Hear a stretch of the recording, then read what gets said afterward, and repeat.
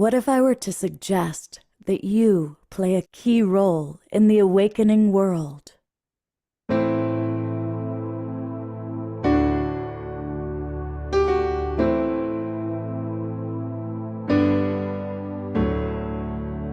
that you are watching this because you have heard the call.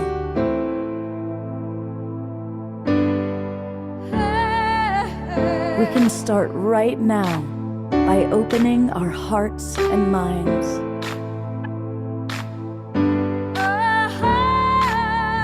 Welcome to the awakening world.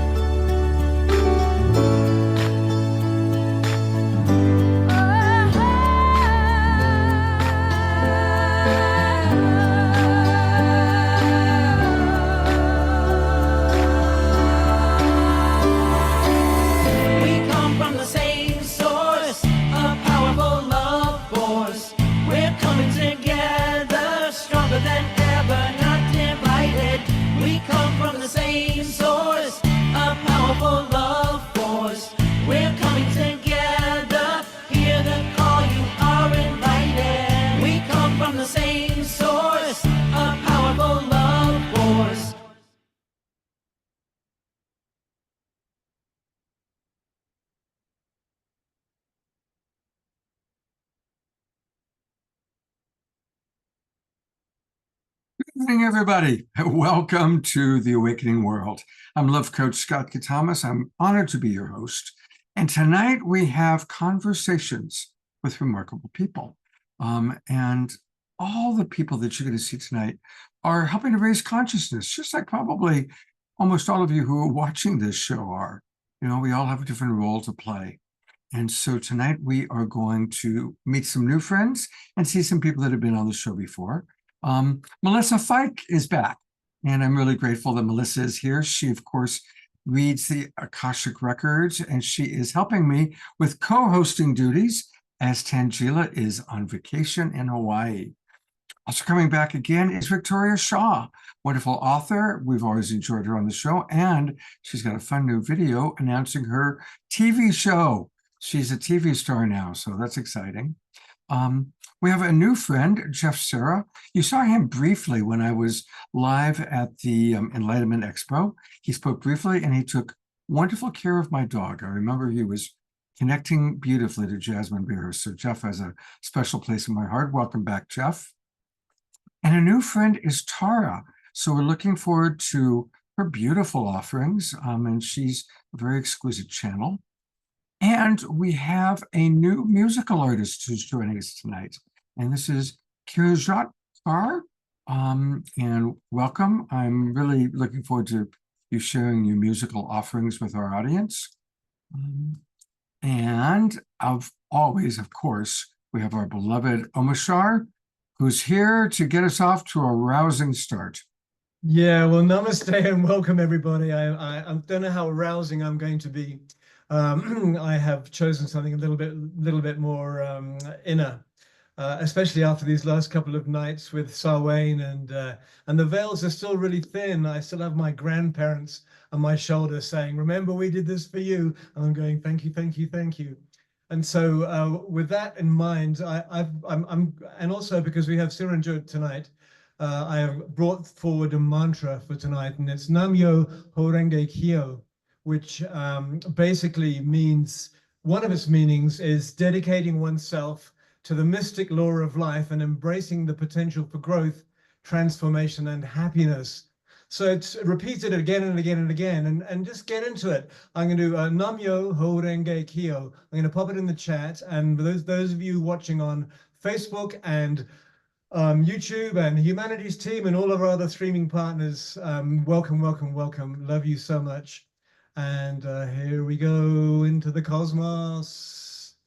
We're going here, we're going here, and here we are.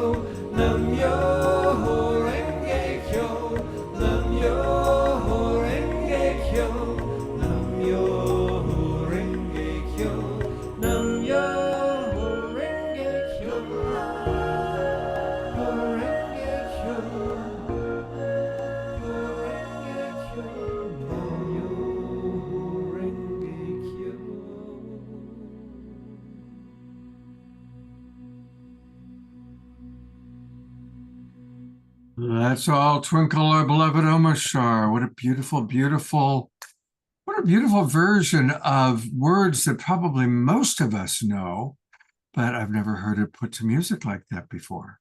Yeah, that's I have an album called Sacred Mantras, and I haven't got it out there on Bandcamp, and I pull it out every so often. I did a session. I used to work with a group called the Melchizedek Method out of Australia, and I got commissioned to write a whole album of sacred mantras for them, which I have in my back pocket, and I pull them out on nights like this when we have our beloved musical guest who inspired me to bring it out tonight. So, Kiranjot. Well, you have inspired me to share a story that I haven't thought of in decades, and I certainly have never shared on the show before, and that's my introduction to Nam-myoho Renge Kyo. We're going way back in time. I'm probably 19 years old, and I'm at the Santa Monica Mall, kind of grooving on a Saturday night, and these 3 or 4, I don't remember how many, but it was 3 or 4 really good-looking girls come up to me and say, "Hey, guy, want to come to a party?" Well, 18-year-old, 19-year-old Scott's like, "Oh, yeah, come on with us. We're going to bring you to a party." So they bring me to a party, and it was a group of people chanting Nam-myoho Renge Kyo. And the girls dropped me off and they went and got somebody. But that was my introduction to Nam-myoho Renge. And I got my Kahansa and I put it up at a special place and chanted to it for quite a while. So it's beautiful to have that memory. It is, and of course, it's a very powerful mantra, and it seems, you know, you get pulled into it, you can get compelled into it by repeating it. But it's really important now that we need to change things from the inside out, not from the outside in, and that's what we're all learning. And that's anyway, that's my 20 cents. That's my $1 million for the evening. See you in a bit. Thank you so much. And Omashar will be back for 2 more songs tonight, so it's going to be a very musical night, which is always the best. I'll see you in a little bit, brother. Well, it is a soul search collaboration. We are sending lots of aloha energy to our beloved Tangela, who is in Hawaii on a well-deserved vacation. But she has once again provided some extraordinary people. And the first one is Jeff Serra. And I'm really excited to have Jeff with us and learn a little bit more about him. I'm going to tell you very briefly, he is a self-development sensei and Reiki practitioner dedicated to healing the physical, emotional, and mental aspects of well-being. Through his business, and I love the name of his business, Food for Thought, he empowers individuals on their healing journeys. He helps clients address root causes to enhance career, health, and personal relationships. He's also a wonderful dog lover, I must tell you. And he's gonna, I believe you're gonna start us off with a grounding exercise. Yeah, thank you so much, Scott. It's great to be here again, and thanks for having me again. Absolutely.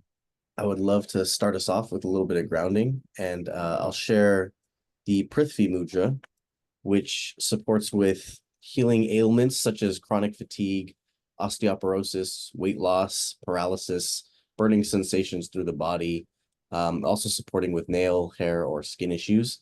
The primary function that I like to use this one for, though, is for activating the root chakra. And so all you do is take your ring finger and bring that down to the tip of the thumb, connect those two. And if you'd like to hold this as we ground, I invite you to do so. Inviting you all to just gently settle into your space, take a deep breath in, let it go. Just putting down the worries of the day, anything you may have been doing before this, anything you may need to do afterwards, and just allow yourself to be present. Taking another deep breath in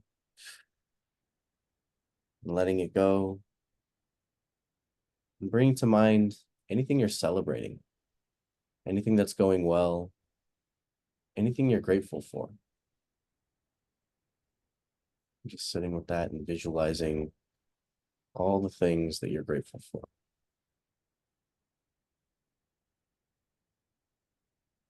One more time, a deep breath in. This time holding it for as long as you're comfortable with before exhaling.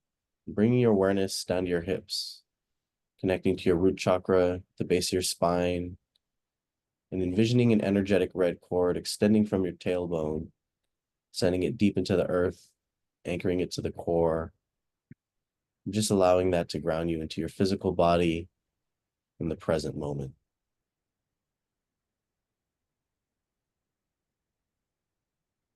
One more deep breath in, letting it go with a sigh, just beginning to move the body, releasing the mudra and giving your fingers a little wiggle, your toes a little wiggle, and just bringing yourself back to the here and now, opening your eyes whenever you're ready.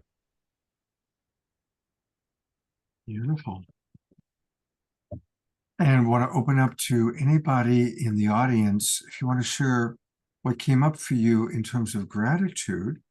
And gratitude is the official religion of the Global Peace Tribe. So yeah, anybody who wants to put into the chat box what came up for you in terms of gratitude. I'll share for me, last night, my good friend Emily, who lives here in the same place where I live, we have a community on 3 acres. We led a little ritual to kind of honor our ancestors and beloveds on the other side, and lit candles and prayed and meditated. And Then I went into a deep, deep place, and I felt a connection to my grandfather, who I never met.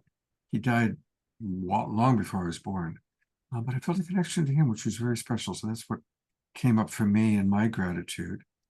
What are you grateful for, Jeff? What's something in your life that you're grateful for? Yeah, yesterday was a friend, Zay Justin's birthday, and we were able to go and journey at the beach. And so there was a moment when we were just watching the waves crash against the cliffs and then up onto the beach, and the sun is setting and the colors are just painting this miraculous rainbow in the sky that's like just ever changing in the moment. And I just paused and was like, this is accessible and available to us every day. I live in San Jose, and we went to Santa Cruz, which is like an hour or less away. And the fact that this is an occurrence that happens every single day, that's available and accessible to us, that costs nothing.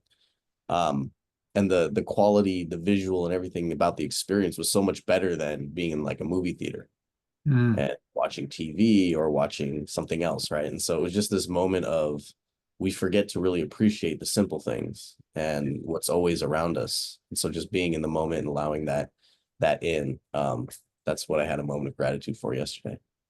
Beautiful. Jeff, I'm going to read a few of the comments coming in from our audience because we really like to involve and engage them. And then I want to learn more about food for thought. Ayada writes, I felt an intense emotional wave that flowed over me as I thought of everything I have to be grateful for, both in general and also in contrast to the immense suffering of so many people today. Thank you very much, Jeff. Such a good practice.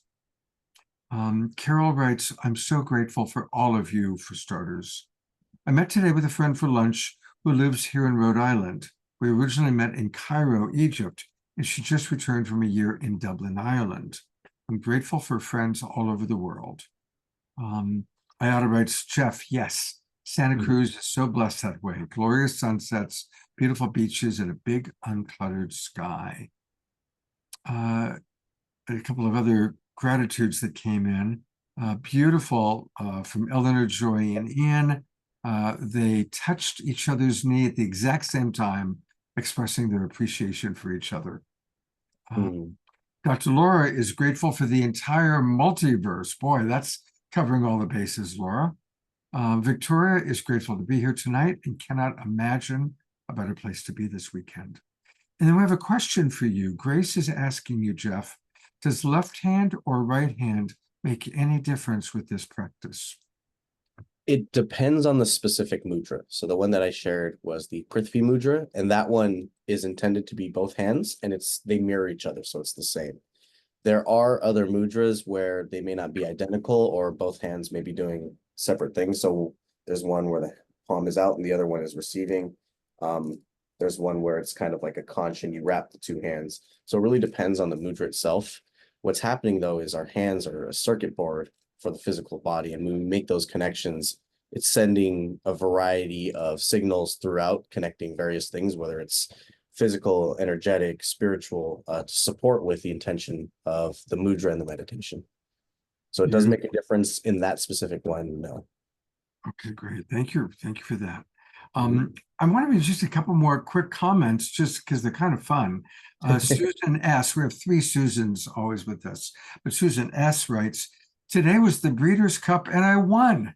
She won money with her friend, thanks to a horse named Soul of an Angel. How very Global Peace Tribe is that? So congratulations, Susan. That's fun.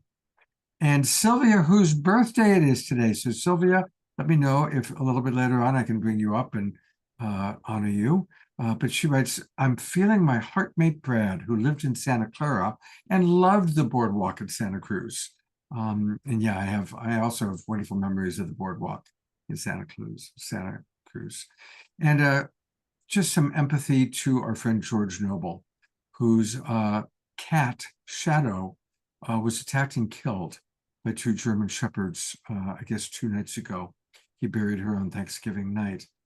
That's really hard. And he heard the sound of her screaming, I guess, as she was killed. So that's very traumatic, George. And lots of love to you. That's really, really tough. Sorry. All right, Chef, tell us about food for thought. Yeah, so it's a combination of modalities where the primary one is Reiki based. But I do find that Reiki supports us with an energetic shift or clearing or healing, but the root cause also needs to be addressed. And the root cause comes from our own mindset. And without changing anything internal, when we receive a healing, if the root cause is not addressed, the ailments come back. So my business is designed to support people with becoming aware of what the root cause of any pain or discomfort or disease or ailment that they're suffering from is, so that they can then put focus on the self-development support with a shift in what created that in the first place. I tend to work with people, and during our sessions, I give them food for thought so that they can take that away, digest it, process it, and do the shadow work involved to heal and address the root cause of the issue so that they no longer have the same recurring experience. Can you share like maybe one success story, one example of someone, like what they came to you with and how you worked with them and what changed? Yeah. Let's see. So I can share my personal experience right now that's been a mirror for me, where right now there's a recurring hip issue, and it's stemming from emotions. And so when I work with other people, I can sense typically where they're storing an emotion or there's unprocessed grief, things like that. As we talk about that, it comes to the surface, which allows them to process and release it, returning back to kind of a neutral health state. One of my clients has been with me since like the very beginning, and her goal is to step into like the entertainment world. And there's a lot of the self-image, self-worth, self-love aspects that we've worked on to support her with gaining more confidence as she steps into those roles and becomes the individual that she's wanting to be. The work that we do is she'll step into a session with what's been going on in her life or her world recently, where interactions with friends and family will be the topic of discussion. And we always hold up a mirror so that she can see within it what's being reflected back to her. When someone she interacts with strikes a nerve or causes a trigger to be activated, it's a moment for her to see what lesson lies within it. As we've done that work, she's become more and more aware, where she's no longer bothered or upset by the things in her environment and her surroundings, but becoming aware of what the other person and individual is experiencing and then projecting to her, and then also becoming aware of her own projections. That's allowed her to take more control and be responsive rather than reactive.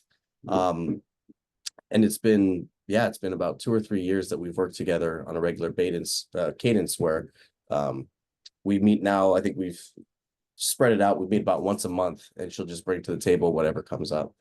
That's one experience. Another is for one of the very first individuals I worked with. He was actually waiting for his hearing, and he was going to be actually sent to prison. But after working with him for a few months and working with his lawyer, he was able to submit kind of an explanation and appeal to the judge to let him know that he had been doing internal work, and he had a lot of shifts in growth so that he would not repeat his mistakes. And that allowed him to then he didn't do any prison time. He was released into a halfway home where he was able to continue to work and see his kids. So there's been a wide range of kind of aspects that people have been able to shift through the mind to allow for their healing to take place, whether it's in the habits that they have, the anxiety or physical pain that comes from kind of the things that we hold on to. Wow. That's beautiful work. How long have you been doing this? The journey for me began in 2020. I started my business in 2021. So it's been about 3 years. Wow. And is there a particular demographic group that you really enjoy working with? The spiritual community is one of my favorites, but that's kind of cheating because these conversations, the people in this community understand and they get it. So it becomes very easy to show the mirror to be like, oh, okay, I recognize that within myself. When I'm working with people from my life before stepping into energy work and the spiritual space, it's a lot different because of the ego and the pride that exists, the walls that come up where we're defending the emotional state to say, no, that's not my responsibility. I can blame this on my mom or my dad or my friend, whatever other people are around, so that it's not something that I control, that I'm not at fault for. And that's the hardest conversation to support people with seeing themselves in all the interactions that they have. You know, people do like to blame it on their ancestral lineage. And especially since we were just honoring the ancestors this week, something I always like to say, and many of my regulars have heard me say this before, although it's true that in our epigenetics or in our ancestral lineage, yes, alcoholism or low self-esteem or domestic violence has come down through the pipe to us. However, our ancestors made extraordinary sacrifices with just one dream, a better life for their offspring. And we have the extraordinary abundance, the freedom that they could only imagine, and beyond their imagination. I doubt any of our great-grandfathers could imagine Whole Foods Market, right? No, really. I mean, that level of abundance, right, that we have when you walk into Whole Foods and you can have anything you want to eat, anything you can imagine is there. And they were living on potatoes, you know. So it's true that we have this stuff, but I look at it as, even if we do have in our epigenetics or our ancestral lineage something difficult, addiction or low self-esteem, with the abundance and the resources that we have, we can actually work on it. We get to hire Jeff Sarah, who to help us resolve it. And that's part of our way of paying it back in the cycle to our ancestral lineage. Does that land for you, Jeff? Yeah. One of the most interesting things is that sometimes our greatest strength can become our greatest weakness, and sometimes our greatest weakness can be our greatest strength. I am a third and fourth generation Japanese American, and so my grandparents on both sides were in the internment camps. Oh, wow. And there's levels of generational healing that I get to do, and it's interesting. So one example is, I'm not quite at the level of hoarder, but if my toilet paper or paper towels get down to like the last packet, I'm going to Costco to get more. And things like that stem from the internment camps, where they didn't know when they were going to get another supply of resources, or they didn't know if they were going to be able to do X, Y, and Z. So then it was stockpiling and getting creative with resources. So there's an aspect of myself that's similar, that I've learned to separate into choice versus coming from fear. And that's some of the genetic DNA healing that gets to be done through the generations. And so there's much sacrifice that was done and had by my ancestors. And some of those things are a superpower if I choose to see it that way, where I'm always prepared and I'm always ready, but not letting it consume me where I freak out if we get below the last box of tissue or something. Beautiful. Well, there's a question that came in for you, and we're already running over time. So perhaps you can answer Roger's question in the chat box. Because what I want to do is just show people how they can get more. And a reminder that this is just homeopathic dosages of the people you're meeting tonight. And you can find all of our presenters on Soul Search. So if you go to soulsearch.io, soulsearch.io, and that's where you're going to see the big directory. And then you would put in to find Jeff /food-for-thought. And that's how you can find Jeff. Or if any of you right now, I'll keep this up for another minute, grab your cameras and use the QR code, and that'll take you to Jeff's website. Or you can go directly to his website, which is food, the number 4, thought, and then the numbers 408, as in the San Jose area code. And that's how you can reach Jeff. Hey, thanks for being with us, Jeff. I really appreciate your time. Yeah, thank you so much, Scott. Yeah, thanks for the wonderful things you're doing in the world. And for our next guest, we're going to start with a video. So looking to see how I can utilize these gifts that I now feel healed. Yeah. So it's kind of like I want to take this healed me on the road. Like, now how do I do that? You know? I love that. No picture, brother. Okay, not about God, I'm healed, not seeing anything. the constant journey, and you have What's happening? There's no picture. We got the sound, but no video. Well, now that's strange. Are you seeing the video now? Yeah, there it is. All right, let's start from the beginning. Sorry about that. We get to see Victoria twice, or hear her twice. And of course, now it's doing that thing. Well, hey, everybody. We've got Victoria Shaw with us, and we are going to play her video. We have had little tech issues, little tech gremlins, Victoria. It's all good. I am going to try it one more time. There we go. All right. Here we go. Victoria rocks, take 2. So looking to see how I can utilize these gifts that I now feel healed.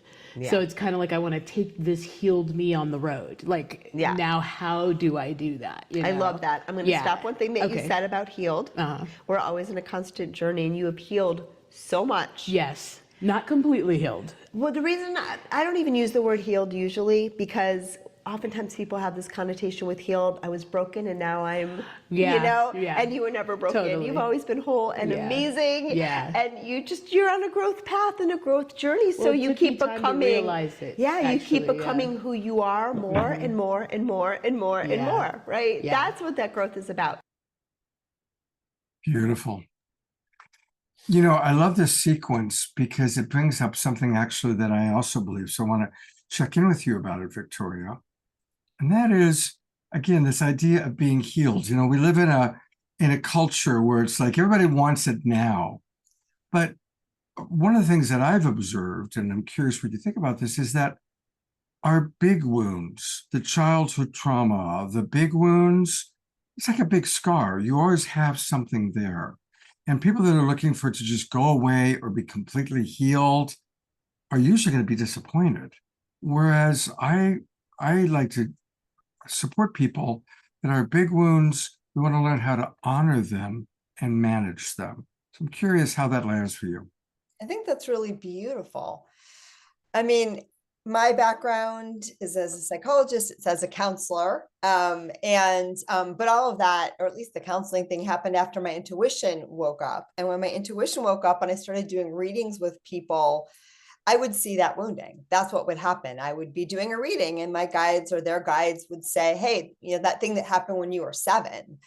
And that's why I went back and got my master's of counseling, because I was like, oh, maybe I should know what this means. And in retrospect, I probably would not have thought I needed that, but I'm glad all the pieces have come together. But yeah, I think that this stuff can follow us throughout our lives. But I think what's really more important than thinking about healing it or fixing it or changing it, because oftentimes we interpret those childhood experiences, or really any experiences that don't, make our heart happy, as being something that's broken within us that needs to be fixed. And I think nothing could be further from the truth. You were born whole. You are always whole.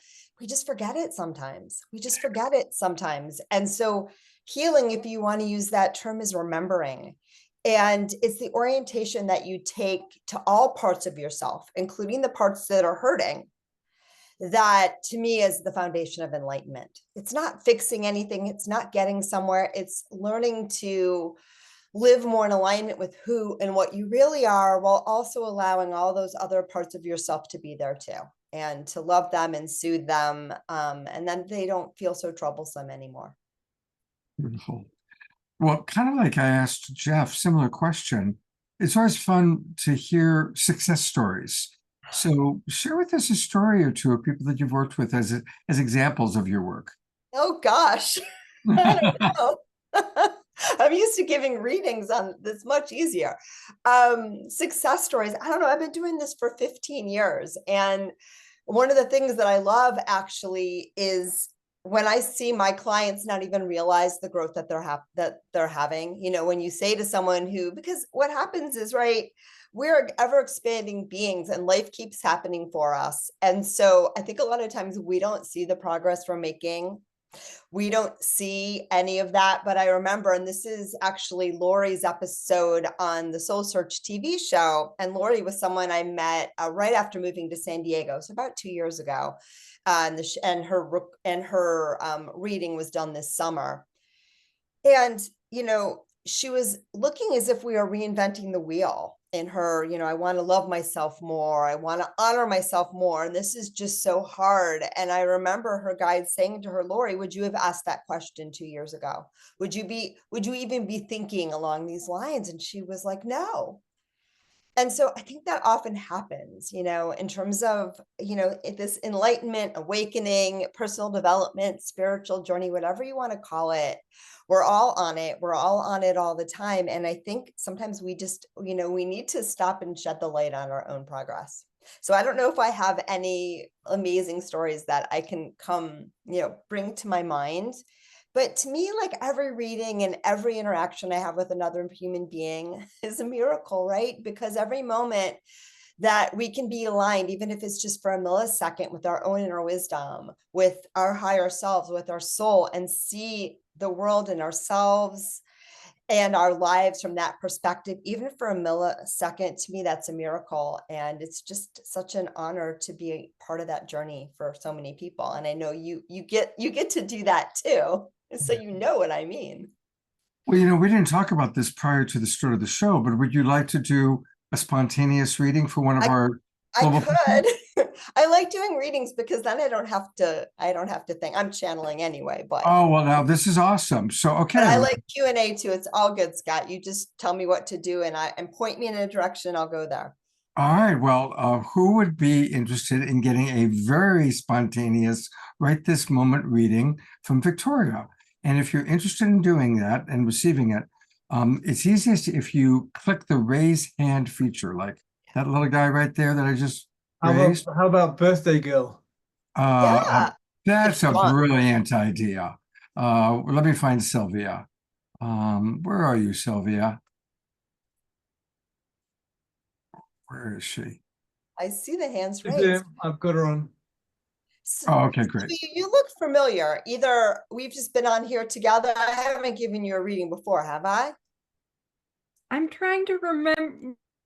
It's all good. It doesn't matter. Did we lose her? I know that we've connected, and I was really appreciating your response to Scott's question about doing a reading, and because for me it's about embodying radiance. So okay, I didn't really. Can I play a little bit with your energy? Do you mind, my friend? Sylvia, is it okay if I play? Is it okay if I just give you a teensy bit of an energy adjustment for your birthday? Welcome that. Yeah, you can ask me a question while I'm doing it, but your beautiful heart. She has such a beautiful heart. And I just want to play with your heart center just a little bit. Oh my gosh. And I just want you to feel how beautiful and radiant your heart center is. I'm really not doing very much to your heart right now. I'm just helping you just see the brilliance there. And it's weird because people that see energy often see that heart center as, what is the heart center? Green, I think. But for you, the colors is beautiful. Sapphire, not sapphire, like violet is what I see in your heart center right now. And it's just so beautiful. Maybe it's a little violet flame. I don't know. I just get what I get. You can ask me a question. I am just really kind of toning the energy of your heart center. And then I'm going to connect down to your sacral. And we're going to put those two together and get those aligned. You felt that. She's a feeler. You felt that wave of energy go up your spine, didn't you? I'm a Reiki master and have been for a long time. And I saw you feel into it. What would you like guidance on today? I'm going to play with your aura for just a couple of seconds. You look beautiful. It just felt like your energy just wanted like some hands-on, like a playmate. But if there's a little bit of focus that you'd like me to focus on to give you a quick little 411 from your guides, or I can even just tell you what I get if you don't have a question today. You've already basically done it, because the purple, you've tuned in to the purple, and it's the connection between the womb and the heart that especially needed adjusting. Yeah. Beautiful. Okay. Then I answered your question without even knowing it. That's why our guides are so miraculous. Your energy looks beautiful, my friend. And the one thing that they want to say, and I think you led with the word radiance, which says that you're already hearing your very own guides without me having to be their mouthpiece. A radiant you is someone who is fearless, and I want to get this right from your guides, both her desire and also her knowing that it's safe to shine. Does that make sense? It totally makes sense. There's been lots of experiences of not being safe to shine. Yeah. And this was the little download I got when I was wondering if I was going to have to figure out something to talk about today, but I think it was always for you and everybody else, because I'm sure other people benefit too. When you shine your unique light into the world, right? When you fearlessly allow yourself to be who you are, which I feel is like such a calling for you and something you're doing more and more and more, you beautiful unicorn.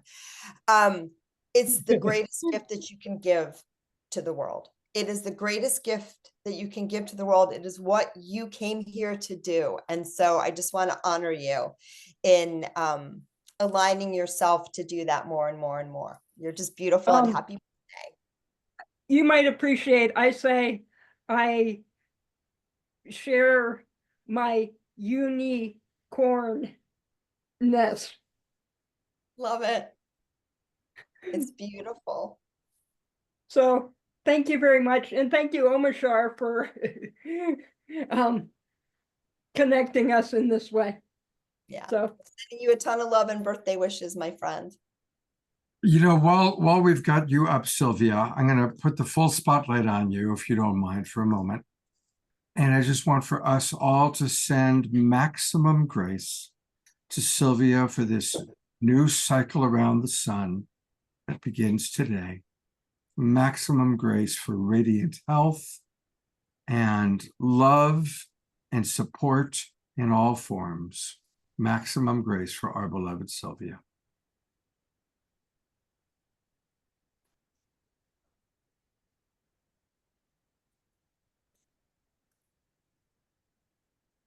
Sylvia, just receive all this love and all this appreciation from your Global Peace Tribe family.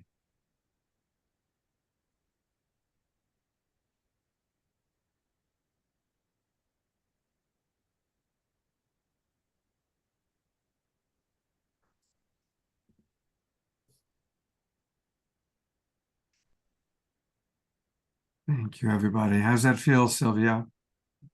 I'm shifting to metabolize it, absorb it as was invited. So thank you, everyone. Absolutely. And I have some of your cranes right here, some of the ones that you've sent. So they're always right on my desk, right in front of my computer. Awesome. I folded this one to share with Jeff, Sarah, as they were talking about their ancestors in the internment camps. Thank you. Yeah, special healing. Beautiful. Thank you. All right, and Victoria, I'm going to bring you back up and want to let everybody know how you can get more of Victoria. And once again, it's all about going to Soul Search. If you go to soulsearch.io, and that's where you're going to find all of our friends, including Victoria. And she does clearly, as you see, helps people step into her power. She's in the San Diego area, but you work with people by Zoom as well, right, Victoria? All over the planet. All over the planet. So this is a good way to contact her. You can put in your information, and you can send her a message. You can see her phone number. And you've got a Soul Search TV show coming up. I do. Yeah, tell us about that. Yeah, so season 1, we're about 3/4 of the way through it now. So most of it's up on the Soul Search website and all the other places where you can find Soul Search TV. And it's me doing what I love to do best, which is receiving messages and guidance for 8 beautiful and brave souls. I chose that format for season 1 because I find that we learn so much from other people's stories. And, even myself, when I give readings and guidance to people, a lot of times, they'll walk out the door and I'll be like, oh, I needed to hear that. Because sometimes it's easier to hear it when it's coming for somebody else. Yeah. And so there are amazing women and one man that came with beautiful stories, and their guides showed up in full force. And it was filming that was probably the funnest 2 days of my life. Oh, great. It was just so beautiful. So I hope that y'all feel that when you watch them. And the way to watch, by the way, is if you go to soulsearch.tv, soulsearch.tv, and that's where you can learn all about the different shows. And so many of these people have been on The Awakening World. Jared and Adelita, Darren Starwin, they've all been on. And here are the ones coming up, including Kalina, Charlie, Romania, Banawin, and our dear Victoria Shaw. So again, soulsearch.tv is where you can find all those good things. Thank you, Victoria. Look forward to seeing you again soon. Beautifulness. Thank you. Well, everybody, it's time for a little bit of music. I recognize we're running a little bit late. It's one of those shows because everybody's so interesting. And I'm really delighted to introduce a new musical artist to the Awakening World. Welcome. Thank you for having me. Now, I want to make sure I'm pronouncing it right. Kiranjot. And you came to us through my sometimes housemate. He stays here at the House of Tiburon, sometimes Dwayne. And I'm so glad. It's beautiful. Tell us a little bit about your musical journey. What led you to this moment that we're at today? It's a long story. I'll try to tell you a short. My mother says I came out singing, and I'm a Waldorf student, so I did a lot of singing as a child, and I joined a choir when I was about 10, and then I was in a vocal women's trio for 14 years since we were 19 years old. And after creating 3 albums and touring and doing that, I went to India, and I just heard my teacher sing for the first time, and it blew me completely apart into 1,000 beautiful pieces of just longing to have that authentic sound. And so I have now been studying Hindustani classical music for, I think, almost 18 years with my teacher, and I bring it all back together to songwriting and now a lot of Course in Miracles work combined with mantra and the Indian notes. That's wonderful. Marianne Williamson will be on our show a week from tonight, and she always shares, of course, from Course in Miracles. So it's beautiful to have you with us. And you're going to do 2 songs first, one now, one in about an hour. What would you like to play for us first?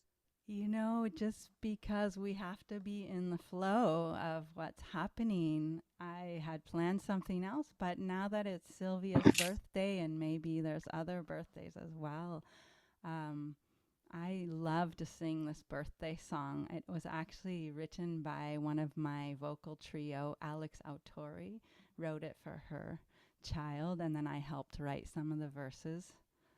But it just seems like if we can sing this and remember how sacred we are, and imagine this awakening world where everybody gets this song sung to them. Wonderful. Thank you. That's perfect.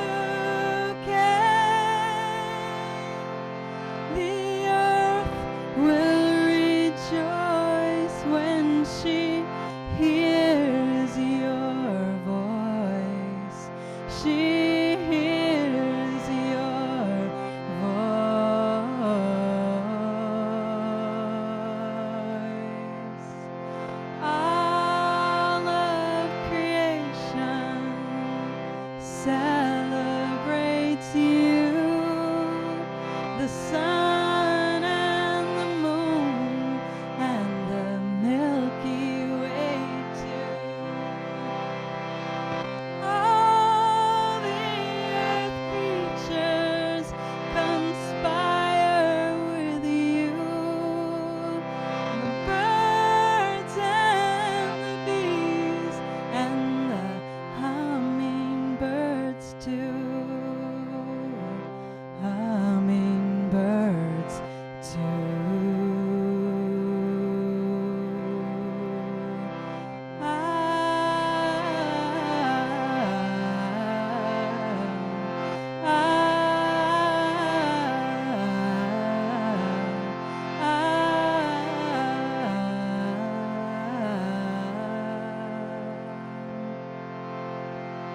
Flowers bloom when you walk by. I'm so grateful that you're alive. You're alive. Stars, they shine inside your eyes. I will always be at your side. Be at your side. All of creation celebrates you, the sun and the moon and the Milky Way too.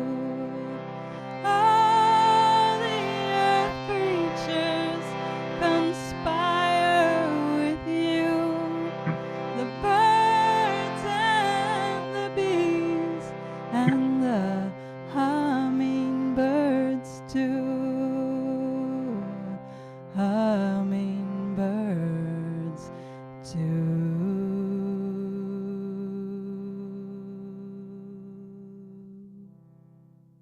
Wow. Gonna go to gallery view. What a beautiful, beautiful birthday song. Happy birthday, Sylvia. And Dia had a birthday recently. And all of our birthday beings around this time. You know, one of the things that I forgot to mention was that you used to sing, you were a founding member of Copper Wimmin. And certainly, I think many of us are in the Bay Area where Copper Wimmin played quite frequently. So a wonderful background. And do you have any relation, since you have the same last name, to Sonatam Kaur? I studied with her mother and father, and I have sung with her, and I'm from the same community of Kundalini yogis, and that's why, and also from the Sikh tradition, we have that same last name. Wow. I'm going to read some of the wonderful comments coming in. Quite a few have come in. Dia Therese writes, your voice sends me sailing through the skies of our cosmos. What a gift to all of our birthdays. Namaste. Scotty Satori writes, this is a birthday song for the new world. This is so beautiful. George acknowledging your lineage in a beautiful way. Dr. Laura writes, I needed this beautiful music tonight. Thank you. Sue Kelly writes, beautiful voice. Grace Denise writes, incredibly beautiful. And Scotty is wondering if that, what you just sang, is recorded anywhere. Is it on your website? So it's a song that I still sing with Copper Wimmin. We had an 11-year hiatus as I was studying in India, and we are also sing together, and I also do many solo events. So you can come and hear us actually this Saturday in Sebastopol, California. Oh my gosh. Well, Saturday I would be there, except I'm going to be doing the show on Saturday, but a lot of our people are Bay Area. So definitely put into the chat box and I'll post that. And then here's your website. It's mantramamas.org. Mantramamas.org. Is your Copper Wimmin event listed here? Oh gosh, I hope I put it there, but I may not have it updated. Let's see. I don't think it's up No, there it's not there yet. I'll put it up tonight. Okay, great. Well, thank you so much. And she's going to be back with another song in about an hour. So thank you very much. We're going to go to some announcements, and we got some really lovely announcements tonight. The first thing I want to mention is that in a few minutes, Melissa Fike is going to not only come on and do an announcement, but she's also then going to do some Akashic record readings. And that'll be, of course, for some of the people in our Zoom room. So if you're in the Zoom room and you're interested in getting a reading from Melissa, let me know. But for those of you who are not in the Zoom room, but you're watching us on Facebook or YouTube, guess what? You can come into the Zoom room. It's really easy to do that. Just go to globalpeacetribe.com. globalpeacetribe.com. You can click through and you're going to learn all about us. And then click register for the new season. And that'll take you to our registration page. You can join at any number of levels for as low as $22 and get all the links to all of our shows for the rest of the year.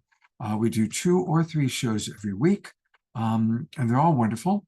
And they are often feature psychics and healers who do readings for the people in the Zoom room. So come join the Global Peace Tribe. And before we go to Melissa, we have a friend of ours who many of you recognize, Rayamana, and she's going to be my co-host next week for next week's show, but she's got something very special happening. And so she's here to tell us about what she's doing, and we're all invited, and I'm planning on being there. Rayamana, take it away. Thank you so much, Scott. So nice to be here, and so nice to hear Kiranjot. I had the blessing of singing with her in Sebastopol with Jens Jarvie in September. So it was so beautiful. I felt it was just what I needed to feel your transmission and your pure, beautiful heart and your love of God. So thank you for who you are, and so nice to see you in this context. It's always nice to come together with fellow light workers, travelers, and sisters of song and brothers of song. And speaking of song, tomorrow I'm holding an event. It's called Songs for the Water. And it's a free online event of singing songs from different traditions to honor the water. And I wanted to do this event leading up to the elections. Just to give a little bit of backstory, last month I was part of an event with the Emoto Peace Project.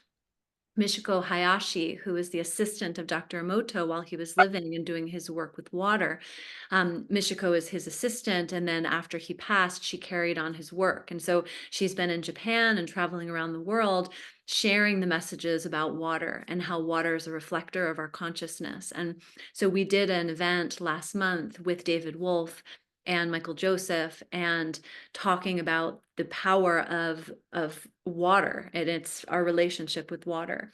And so leading up to the elections, there's a lot of polarization in the political climate. And, when we can get in touch with the grace and the peace and the harmony of the natural world, then that's the best support that we can give to any outcome, so that the winner isn't a face or a name or a political party, but that the winner is this vibration of love and of peace. And water is 70% of who we are. Water is 70% of our planet. And so when we form an allyship with water, then we become the majority. And so really that's all that we're working toward is, creating these unified fields, and whoever has the majority is the predominant viewpoint. So we're joining our energy to have the majority with God, with Creator, with love, with peace, with harmony, with the highest timeline, with the golden age. So come and sing tomorrow. We're going to sing to the water, sing our love, infuse it into the consciousness of this living being, and also be harmonized with it, so that we can act in that space of purity and grace and be conduits of the divine. So I can put the link in the chat, and it's a free online event. If you like to sing or you like music or just come and put your energy. If you're a light worker, Reiki practitioner, let's just all put our collective connections, transmissions, prayers into this field so that the winner is love and the winner is the future generations. So thank you so much, Scott, for letting me pop on and make that announcement. I've put some of the information into the Zoom room, but for those of you who are watching on Facebook who can't go into the Zoom room, I'll post this on my Facebook profile page. So if you're on Facebook and you want to find the link, and again, tell us what time it is tomorrow. It's from 9 to 11 a.m. Pacific. Okay, 9 to 11, Sunday morning, November 3rd. And I'll put the registration link on my profile page in just a few minutes. And of course, those of you in the Zoom room, you can grab it right there. Someone also asked. Be posted on the Global Peace Tribe group for those who are part of it on Facebook, and on Omashar's page. Great. Thank you so much, Sylvia. That's wonderful. And someone had asked in the chat for the link for the water event with David Wolf and the Emoto Foundation, and I'll put that in the chat, in this chat here also. Okay, wonderful. Thank you, Rayamana. And Rayamana will be with us as my co-host. She will be co-hosting next Saturday night show, so I might as well go ahead and tell you about it now. Well, of course, it will be after the election, and we're dedicating all of the next week's shows to coming back into unity. So I'm delighted that Rayamana will be co-hosting, and Marianne Williamson is going to be doing a pre-record with me this week. And then we're going to have John Kenyon, who leads a weekly group called Across the Aisle, where he brings Republicans, Democrats, and independents together to talk and learn from each other. Katrina Valancourt, who also is very dedicated to unity, will be with us. And Swami Steve is going to be blessing us with his presence. And also our beloved Larissa Stowe. Wow, amazing music next week. Larissa Stowe and Rayamana and Omashar all playing music next week. So it's going to be a very powerful show, and please do make sure you join us next week for that. Rayamana, I look forward to seeing you tomorrow morning. Thank you so much, Scott. Blessings. Blessings. All right, I'm going to go to Melissa, who is pinch hitting for Tangela today. Whoops, I was going to go to her and she disappeared. There you are. Hey, Melissa. Hi. Hi, everyone. So I get to be Tangela today. I'm sorry I'm not as eloquent as she is, but she has this energy. But I want to talk a little bit about Soul Search. So we have a couple expos coming up. And if you go to soulsearch.io/expos, you'll find all the upcoming expos in California and in Arizona. And there are, she just did one in Las Vegas, which I think she'll be doing another one really soon. So we have the first one coming up is Santa Clara on November 9th through 9 and 10, which is next weekend. And actually, Victoria Shaw will be there. Tara will be there. Jeff will also be there, and they're all doing talks. So make sure that you go to Santa Clara. That expo, it's a 2-day expo. They have psychics and healers and all sorts of beautiful products like, and her beloved Charlie will also be there. And they have stones and all sorts of like special technologies for spiritual awakening. And then on December 1st, they have one in Dublin, California. And then on December 8th, the next weekend, it's in Santa Ana. So there's a 1-day expo in Dublin, 1-day expo in Santa Ana. And remember, they don't just have, they also have speakers. So you can go and watch all the speakers and learn all sorts of different things. And then on January 12th or 11th and 12th in Scottsdale, Arizona. And I will be in Scottsdale on January 11th and 12th. So you have all sorts of things to do. I think the ones in December are also geared for your evolution for the holidays. And they'll have all sorts of holiday things on those 2 dates in Dublin and Santa Ana. Beautiful. And I'm actually probably going to be also in Dublin. Tangela and I are talking about that. I periodically go to the ones in the Bay Area with my friend Eden Amadora, and we do our Sacred Sundays show. And I'm in the process of negotiating that right now, so that'll be fun. Awesome. Thank you for sharing that, because I did not know that. It's still cooking. It's in the pot cooking. Oh, it's already done. All right. Melissa, you are an extraordinary person. You have written one of the best-selling books, probably the best-selling book of all time, about Akashic Records. And in a moment, I think you're going to do some readings for people. But tell us a little bit about the Akashic Records in general, and then your unique relationship or twist on them. Yeah, so I started working with the Akashic Records pretty early in my evolution as a spiritual teacher and healer and reader. I've done all the things. And what happened was I kind of moved away from that. And then I got this full download of how to use the galactic Akashic Records. These are the Akashic Records that are a living energy system, and they're on the quantum field. And this living energy system is a movement of transformation. And what they told me when I channeled this book and all the information in it, what they told me is that we are here to jump timelines. We're here to jump into a different frequency. And the old way of doing the Akashic Records through the Earth records is kind of slow for the evolution. And what they said is you can transcend lifetimes of karmic patterning in one instant if you utilize these records, the galactic records. So I was like, okay. And they just gave me all this information, and how they showed it to me was really profound for me. It was all about letting go of the energies that are holding us back from anchoring in our higher consciousness. And that is the evolution, and that is where we're headed. And I know many people, feel like their higher consciousness is there, and there's always levels. I used to chase enlightenment. I don't know if you did, Scott, but I know I did. I did a lot of chasing of enlightenment. Well, if I do this thing, then I'll be enlightened. If I do enough meditation, then I'll be enlightened. But what I found out through the Galactic Akashic Records was that it's an evolution. And even when I die, I'll still be evolving.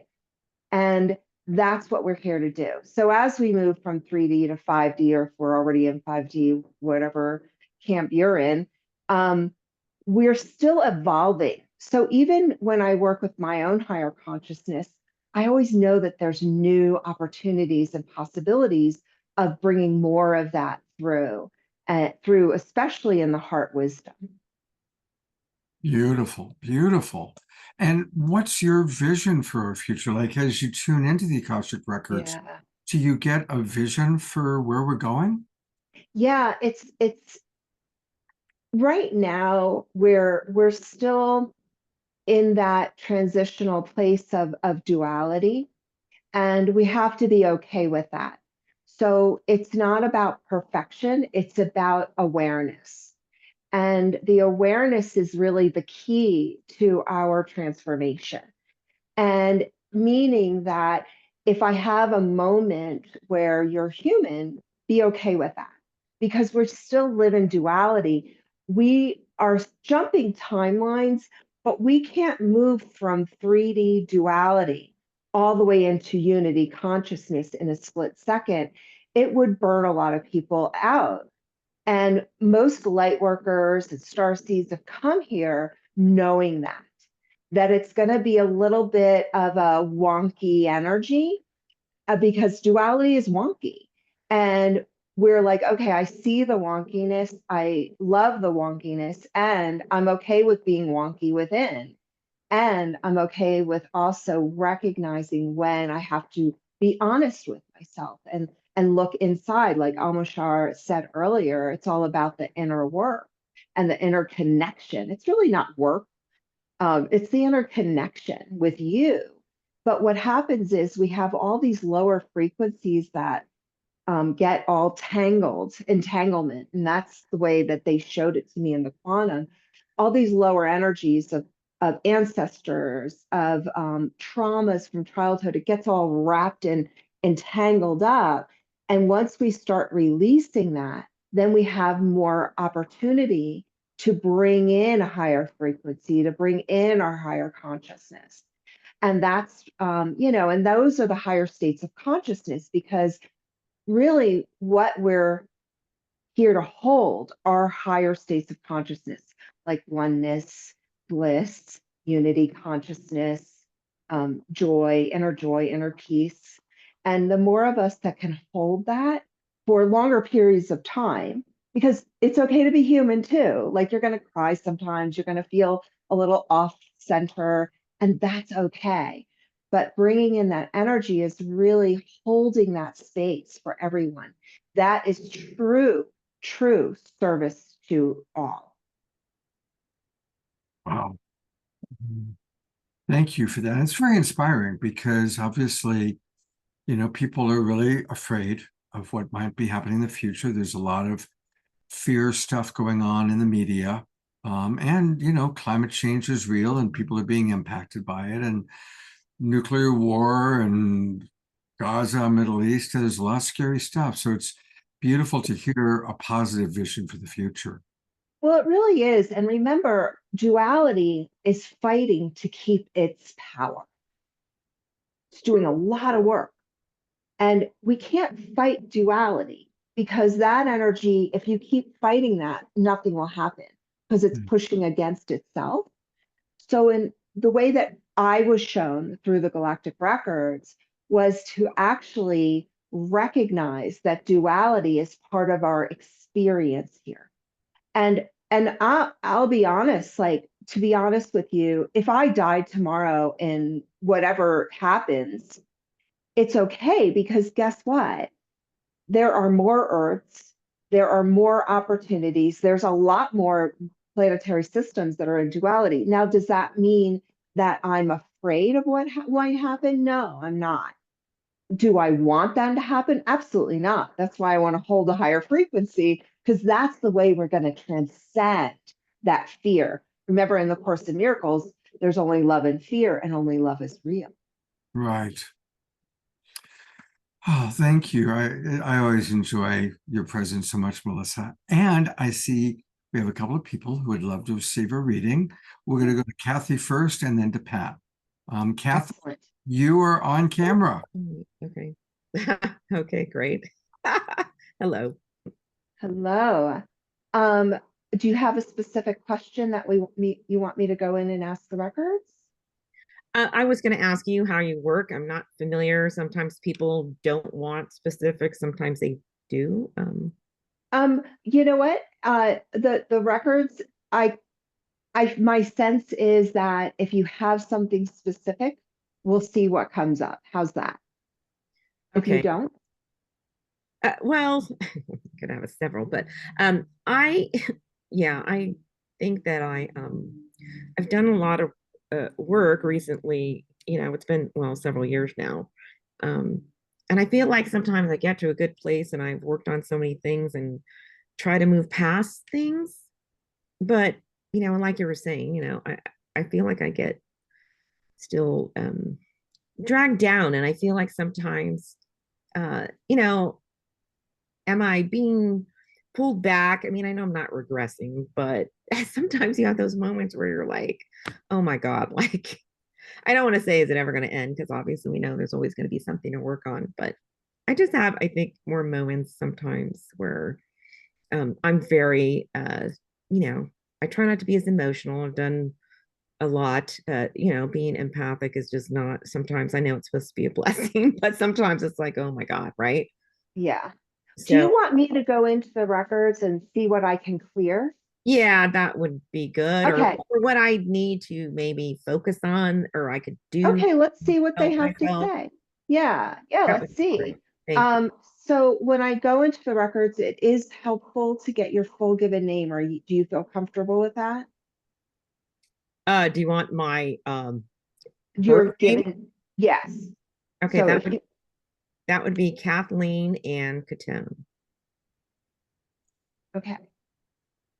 So the first thing that they're showing me is that you do hold a lot of, they don't always bring me to a physical part of the body. So it's always interesting. I never know what I'm going to get in the record. It's always fun this way. But what they're showing me is you're holding a lot of energy in your liver. And it's part of this is some toxicity within your body that your liver is having difficulty moving through.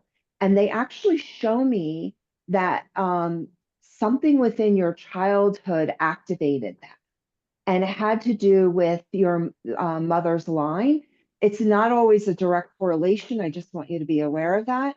But then now they just want to, they're bringing me back to her father and clearing some energy through the genetic line. So we're just clearing out some, and remember when I'm working, I'm clearing the mental, physical, emotional bodies, the cellular memory, the DNA, the Akashic records, and the genetic line. So I'm clearing on all those levels. I don't actually, in truth, I don't do the releasing. Your records do that. That's even helpful to say, because that's what you needed to understand that. Okay. This is entangled within 2 lifetimes that you've had where you always felt that sacrifice, including this lifetime, my love, where sacrifice has been a very prominent energy system for you. And it's because it was almost like I have to give more than I receive. And part of what it's being held in that liver and over giving and not just over giving, but to sacrifice within. So we're just releasing some of that. Is that okay? Do you feel safe with that? No, I do. And I thoroughly resonate with that. Thank you very much. You're welcome. So that's good. I just like that it helps the records because anything that is released, remember, there's nothing wrong with us. It's just old energies that are have accumulated in our stuff. And what they're showing me is that this energy, this is between you and your record. So that's what's clearing. I'm not doing anything. I'm the witness. And I can see it because I'm really live multidimensionally. So I'm just watching all of it. That was nice. That was really, really nice. You know, what they're showing me is what you weave in. It's so interesting. Very rarely do I get a physical component, but they're showing me that you've weaved a lot of energy into your liver energy. And I feel like part of this is maybe a medication as well, or something, or something environmental, we'll say. So we're just, can we work with your liver and the records for a moment? Are you okay with that? Yes, please. Okay, so what they're saying is, you know, it has a consciousness. It's holding on to that I need to sacrifice in order to be loved. Is that understandable? Yes. So we're just moving through that in the divine. Oh. So the second piece of this, as that's working, so that's already working, that will still work. But what they're saying now is to help this movement happen, the true release is that we're bringing from the third chakra to the heart. And we're just holding, it's a fear of needing to do it right or to be right. This comes from a childhood trauma. Does that make sense? Yes. So we're just acknowledging that in the third chakra. Just take a deep breath. What I want you to do is breathe through your nostrils and breathe into your third chakra. And just allow that breath to breathe in and exhale naturally. Just do that 3 or 4 times as we clear that. And what they're saying is, what we want you to start working on is being aware and being okay with letting go of some of that fear energy that's blocking your heart chakra, because in reality, your essence, you've come here to be heart frequency, which is a beautiful gift, but you're holding back because of that third chakra. Does that feel correct? Yes. Okay. So now what the records are telling me, Kathy, is that we're going to work with you through this sleep cycle. So when you move through your sleep cycle this evening, they will keep on working with you. Do you feel confident and okay with that? Do you give permission? No, I definitely do. It's just sleep is very much an issue. Yes.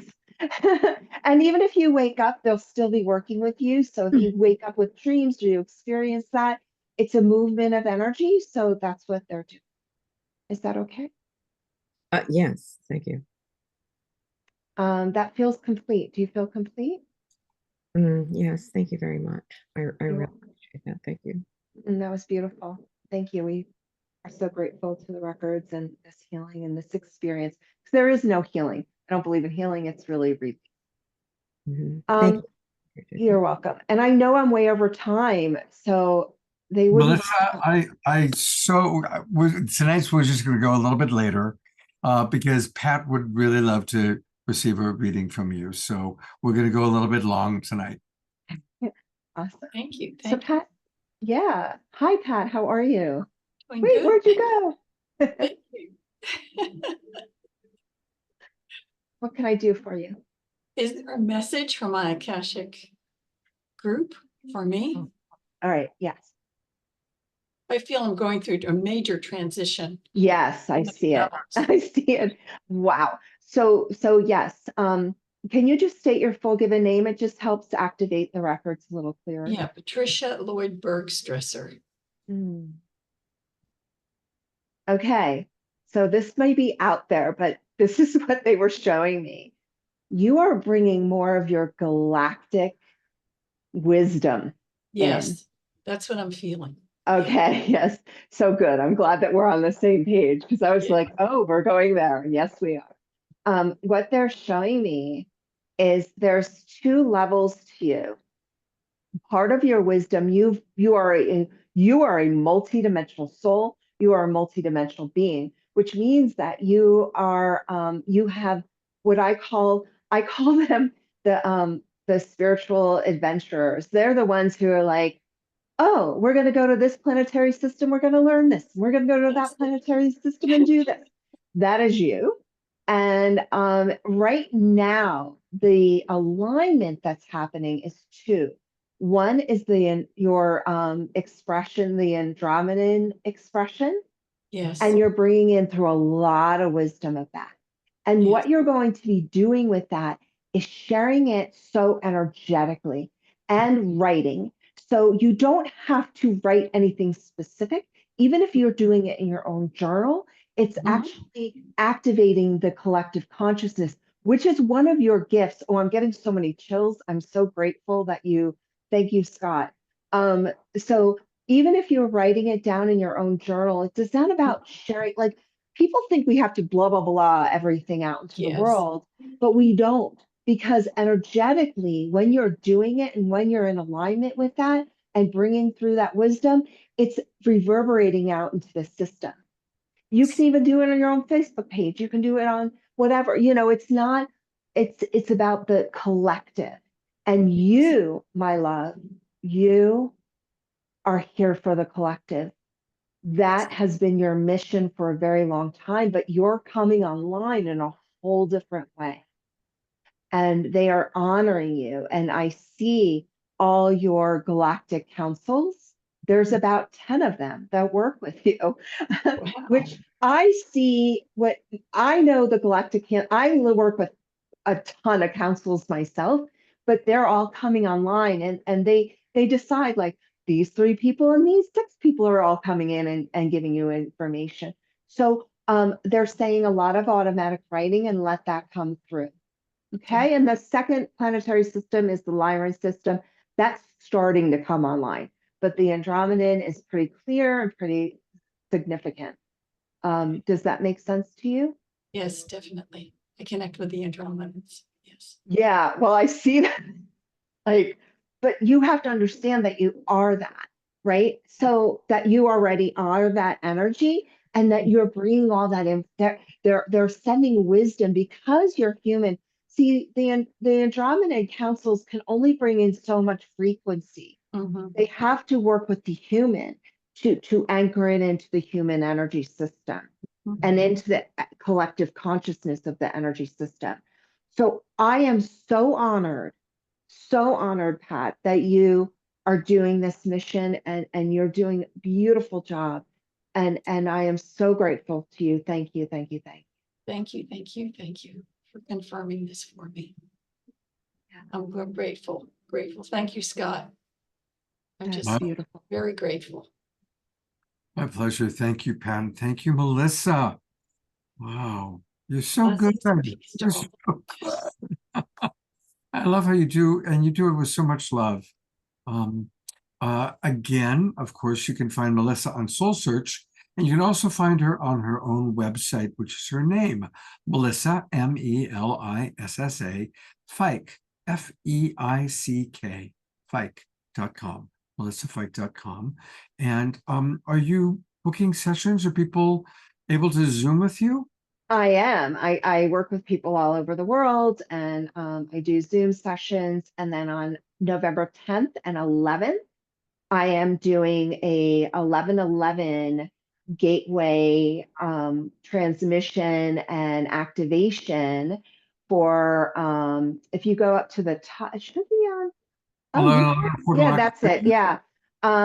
If I'm doing it both days because Isis and Lakshmi are like jonesing to do some channeling and do some work. So that's what we're doing.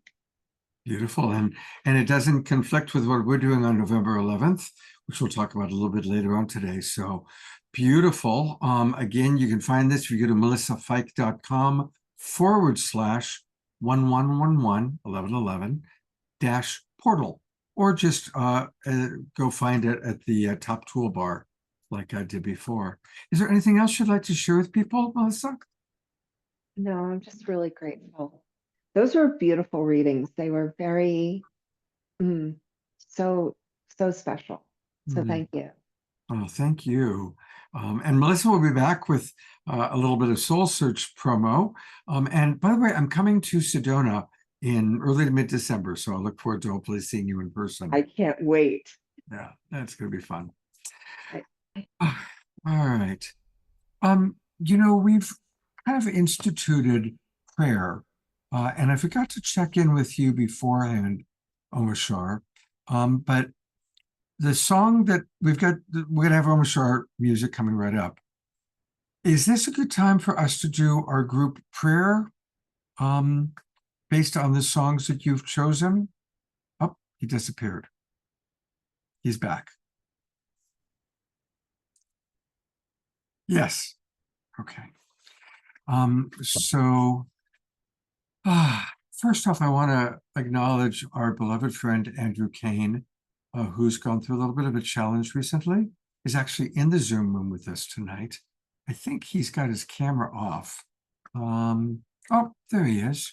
So let's just start by sending lots and lots of love to our beloved brother, Andrew. Of course, we did a wonderful show with Andrew a couple months ago. And maximum grace for Andrew, for his healing, and for all things in Andrew's world to come to get handled with maximum grace.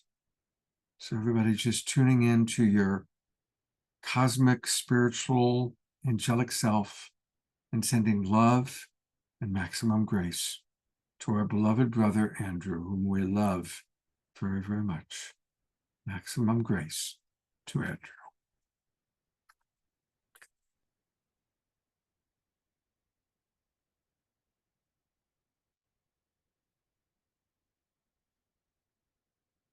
And then staying in this state of grace, one of the comments earlier was how privileged we are. And from that place of privilege that we all have, we are all so blessed. Let's now send our love out to all people that are suffering.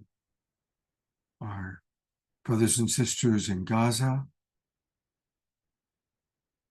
our brothers and sisters in Ukraine, brothers and sisters in Sudan, brothers and sisters in the South recovering from the hurricanes, and anyone in your own world that you know that you want to send love to. Maximum grace. Maximum grace. Maximum grace.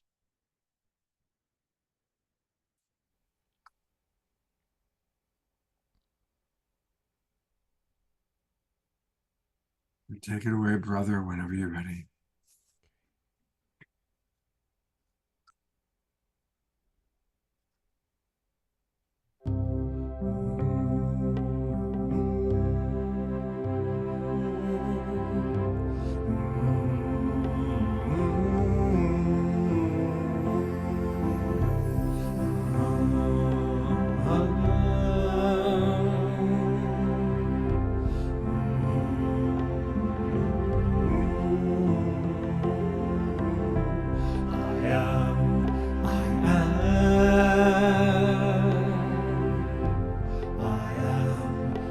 Love inside us all. I am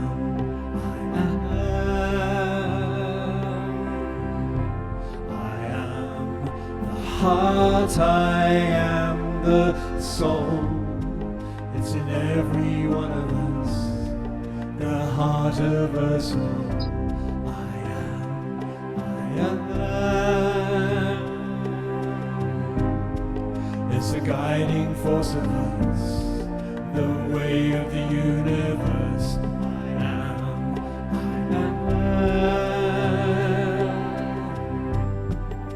Radiant sunrise is why we're here.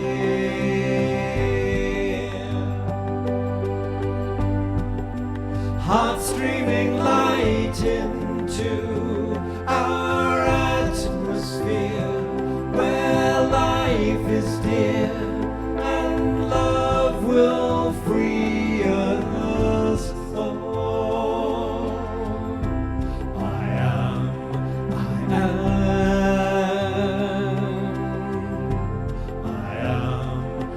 the Lord, I am the soil.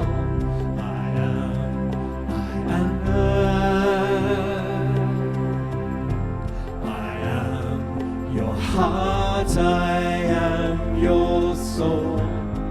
It's in every one of us, the heart of us all. I am.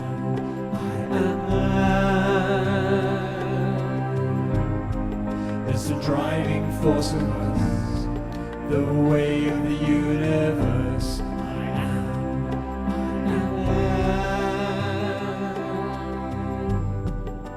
Radiant sunrise is why we're here.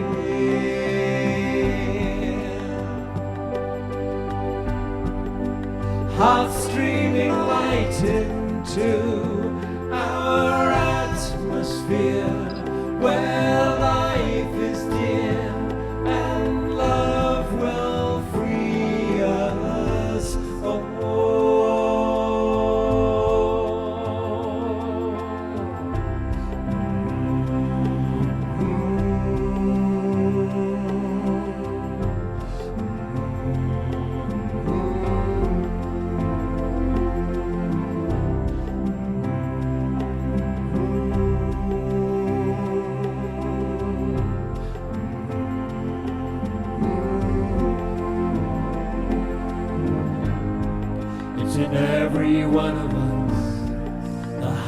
heart of us all. I am.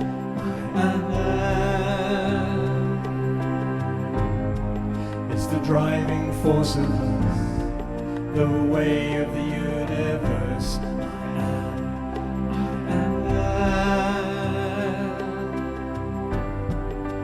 Radiant sunrise is why we're here.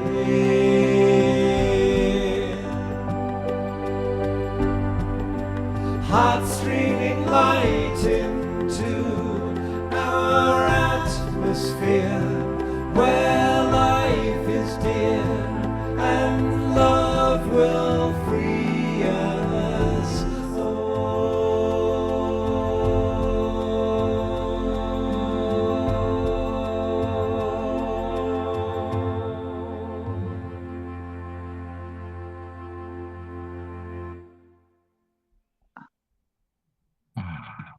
What a perfect, perfect song.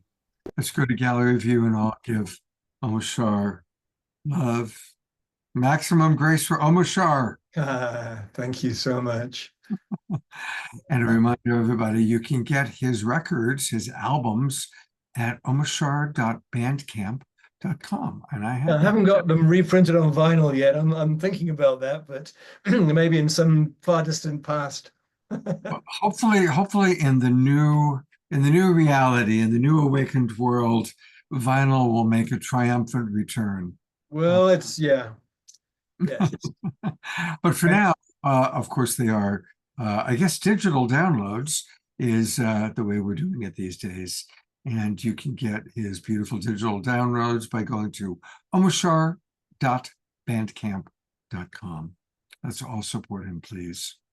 Omashar, you were so, earlier today when you were doing sound check, I was just so grateful for you. I was thinking to myself, thank God for this man. Thank God for you. You really are you do so much to make this show happen. Thank you. Yeah, we lift each other up and we're all here to shine each other up.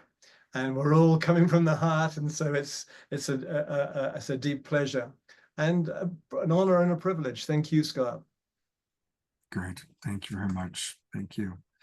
All right. There's still much more. And we're about to meet a new friend. This is her debut on The Awakening World. And her name is Tara. And she is a wonderful soul searcher. Welcome, Tara. I just need you to unmute. Oh, thank you so much for inviting me to be on the show. Absolutely. And it is my first time, so. Now, Tara, I forgot to ask you while we were in the sound check, will you be doing readings for some of our people tonight? No, actually, I teach meditation. So I can teach a meditation to all of you, and it's very simple. Oh, that sounds wonderful. Well, let me just tell people a little bit about you, and then you can lead a meditation. Tara's mission, along with her nonprofit, she has a nonprofit organization, the Enlightenment University. It was founded 4 years ago to promote earth, peace, and enlightenment. Tara helps truth seekers awaken the Kundalini for the holistic healing of body, mind, and soul. And her recommended techniques are the meditation practices of her master, her teacher, Yogi Raj Siddhantha. I may have mispronounced that. Tara, tell us a little bit about yourself, and then we would love for you to lead a meditation. Oh, sure. 7 years ago, I was working as a nurse, and I was guided to this temple, a Buddhist temple. And when I got there, I just knew that I was guided there. And so I volunteered there for about 5 months. And then doing karma yoga, like picking up trash, cleaning restroom, whatever the owner wanted me to do, I did. And then 5 months after that, Master Yogi Raj Siddhanath, he is a living Kriya Yoga master. And I don't know if you guys heard of Paramhamsa Yogananda. He was a Kriya Yoga master. And so my master is a living Kriya Yoga master. And he sent a disciple to the place that I was volunteering. And that disciple told me about Kriya Yoga and Master Yogiraj Siddhanath. And so I had no idea, that it was a profound message at that time for me to go to India and meet my master and to be getting initiation into Kriya Yoga. And I was like clueless because I was just learning from regular teachers. So for the past 7 years, I quit my nursing job because I wanted to focus. I felt a very strong pull to quit my nursing job of over 20 years to focus more on Kriya Yoga. I just feel that bringing peace to the world is more important than, let's say, making money. And so I asked my husband if it's okay if I, quit my nursing job and just focus on meditation. So that's what I did. I follow Master Yogiraj all around America. When he comes here to America, he usually goes one time to Shasta. That's where I am right now. But I live in the Bay Area, San Jose. So I will be at the Santa Clara County at the Hyatt, Hilton in Santa Clara next week. And he goes to LA once a year and then the East Coast. So I usually follow him. And then I go to India once a year for the Mahashivratri. That is the celebration of the beginning of the world, where Indian people call it Mahashivratri.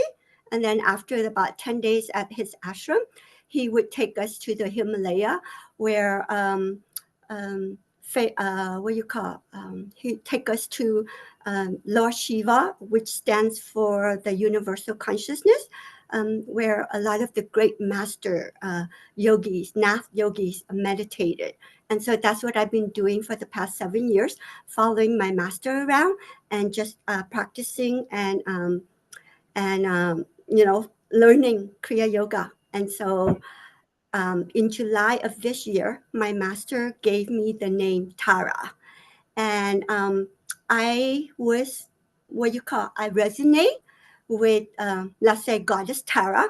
She is known for bringing in peace and enlightenment. And that is what I will be doing through my nonprofit called Enlightenment University, bringing in the light. Light is love, truth, and wisdom. And of course, my master, my guide is my master, Yogiraj Siddhanath, and I am forever grateful to him. And the meditation that I will be leading you to is actually his. I don't have any meditation technique. I am a disciple of Master Yogiraj, and all the technique I teach is from my master. So and he has been teaching meditation for the past, I would say, 50 plus years, and he is an enlightened master, the status of a Buddha or Christ. And so I just want to let you know all the techniques that I teach is from him, it's not from me. And so so when I teach, let you know that it's coming from the Siddhanath lineage.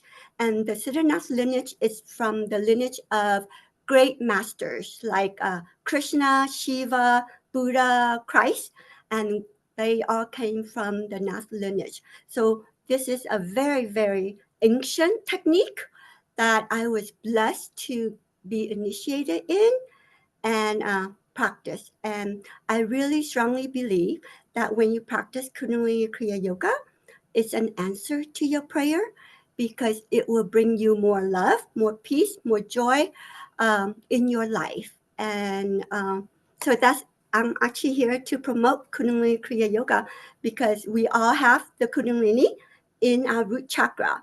And it's sleeping right now like a sleeping princess. But when we do the Kundalini Kriya Yoga, we awaken it safely. And that is the divine goddess energy in all of us.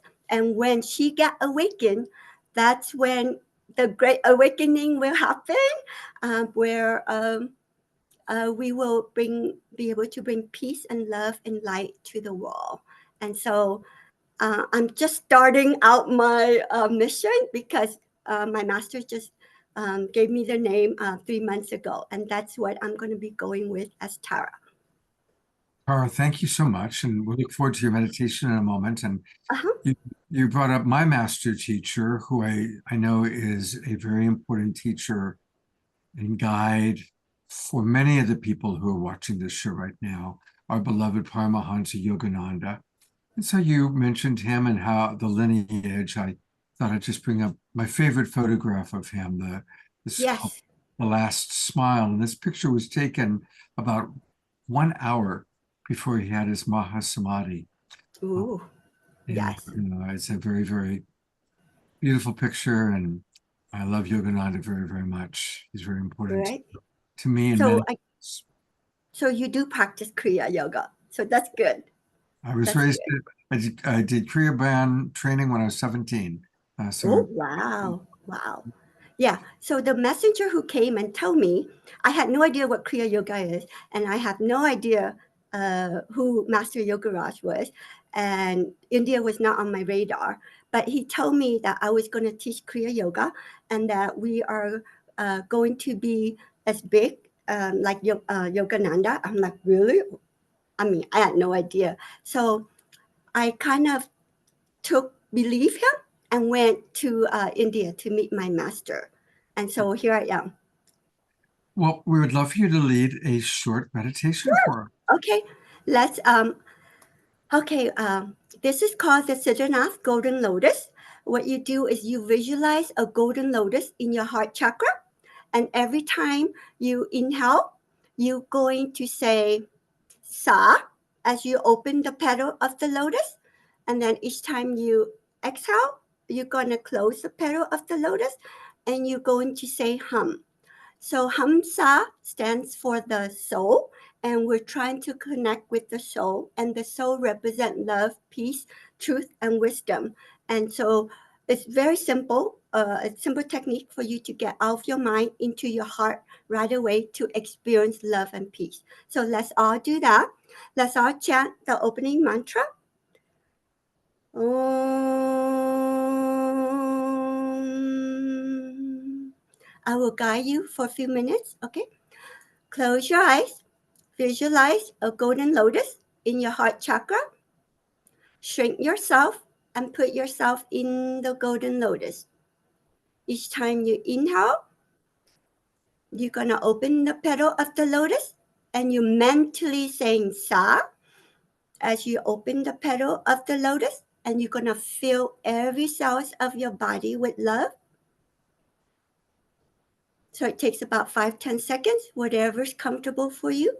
And then each time you exhale, you're going to close the petal of the lotus, and you're going to mentally say Hum. So mentally say to yourself, golden lotus am I, who divinity breathes. It inhales up with Sa to open the petal, and exhale down with Hum to close them. So you can keep your hands in your comfortable position anywhere on your lap and get out of your mind into your heart, okay? So inhale up with Sa to open the petal. Fill every cell of your body with love.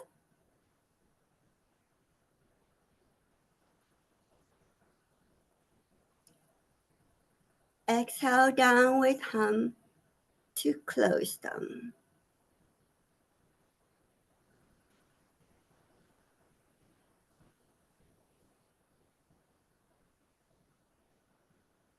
Inhale up with Sa to open the petal. Fill every cell of your body with love.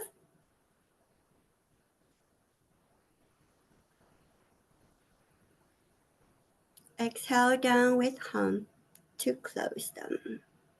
Remember, we're trying to connect with our soul, and the heart is the seat of the soul. and the seed of joy.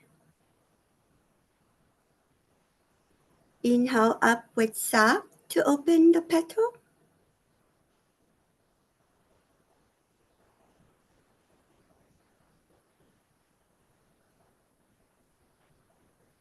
Exhale down with Hum to close them. Now I'm going to go quiet. Let us practice for a couple minutes, and then I'll end it with the Om. Okay.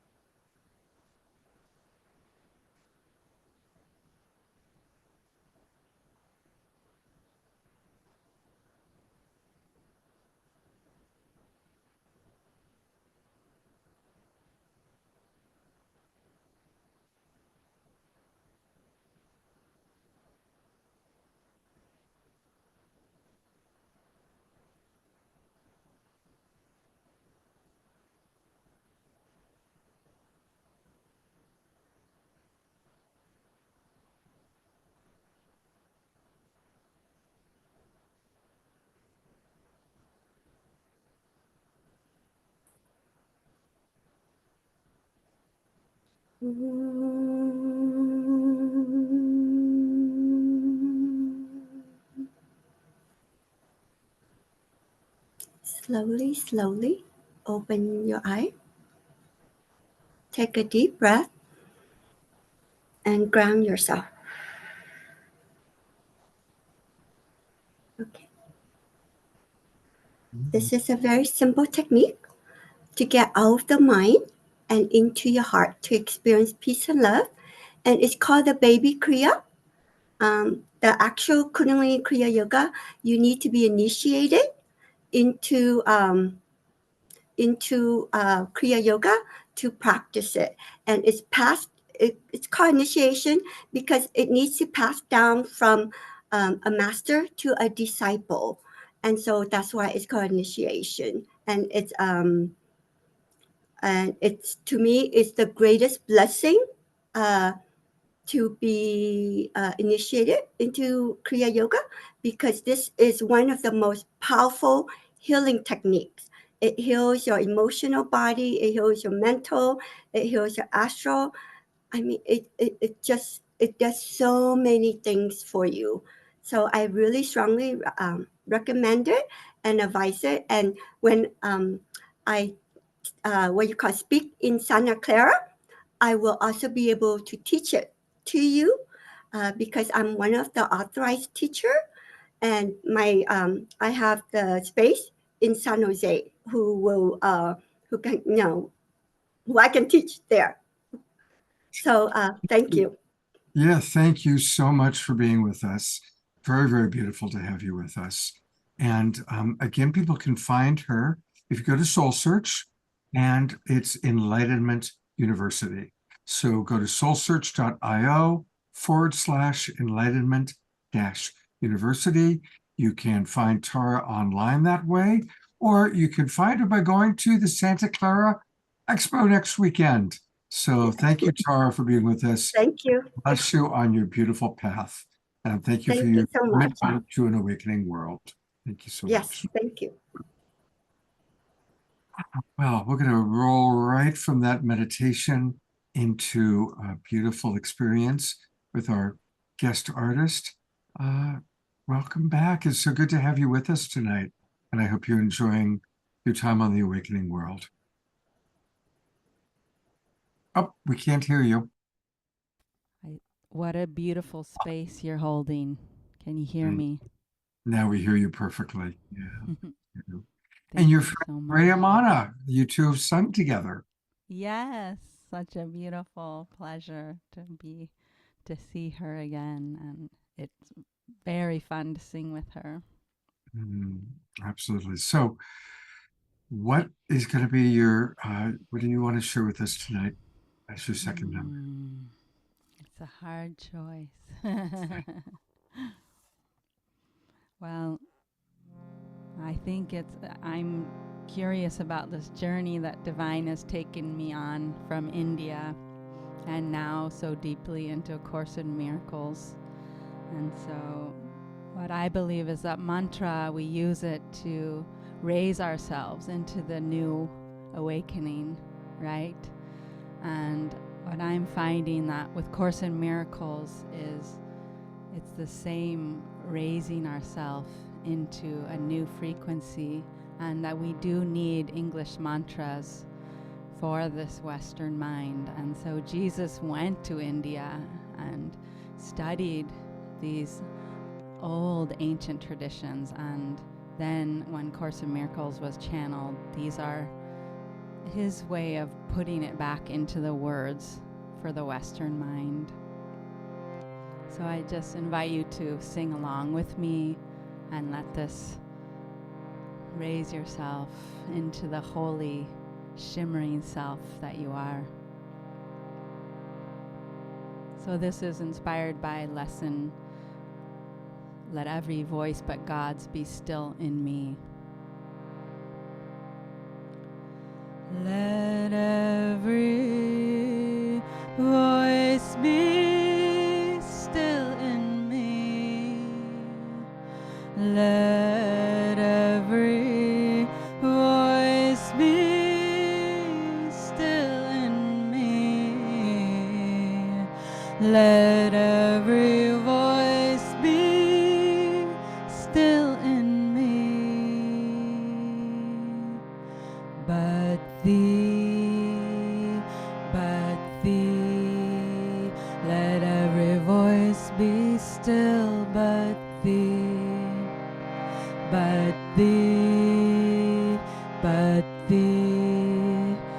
every voice be still, but thee, let every voice be still in me, but the voice of you that speaks with quiet certainty, all suffering is ceased.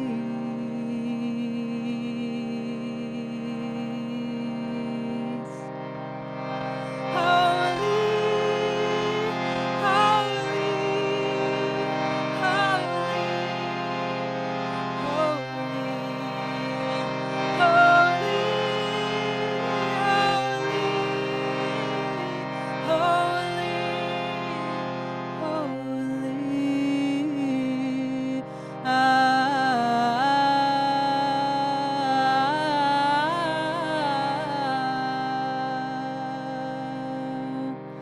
At last I find myself in peace, in the hallowed stillness be, far beyond the world we see.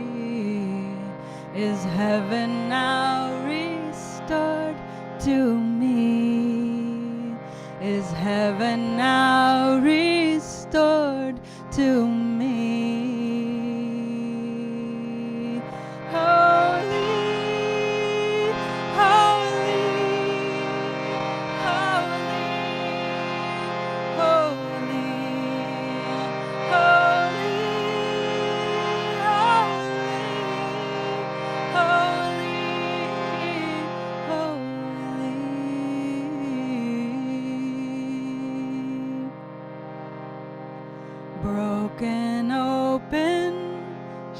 settle free, obscuring not the truth in me, brighter still than all I've seen.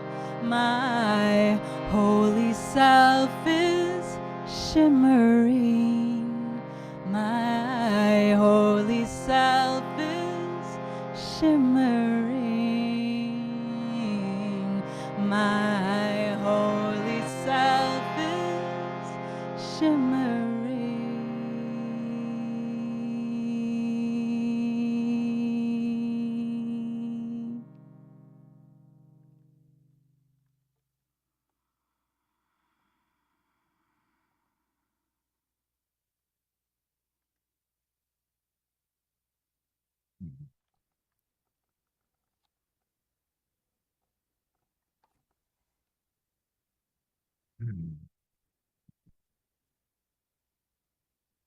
Oh, very, very beautiful.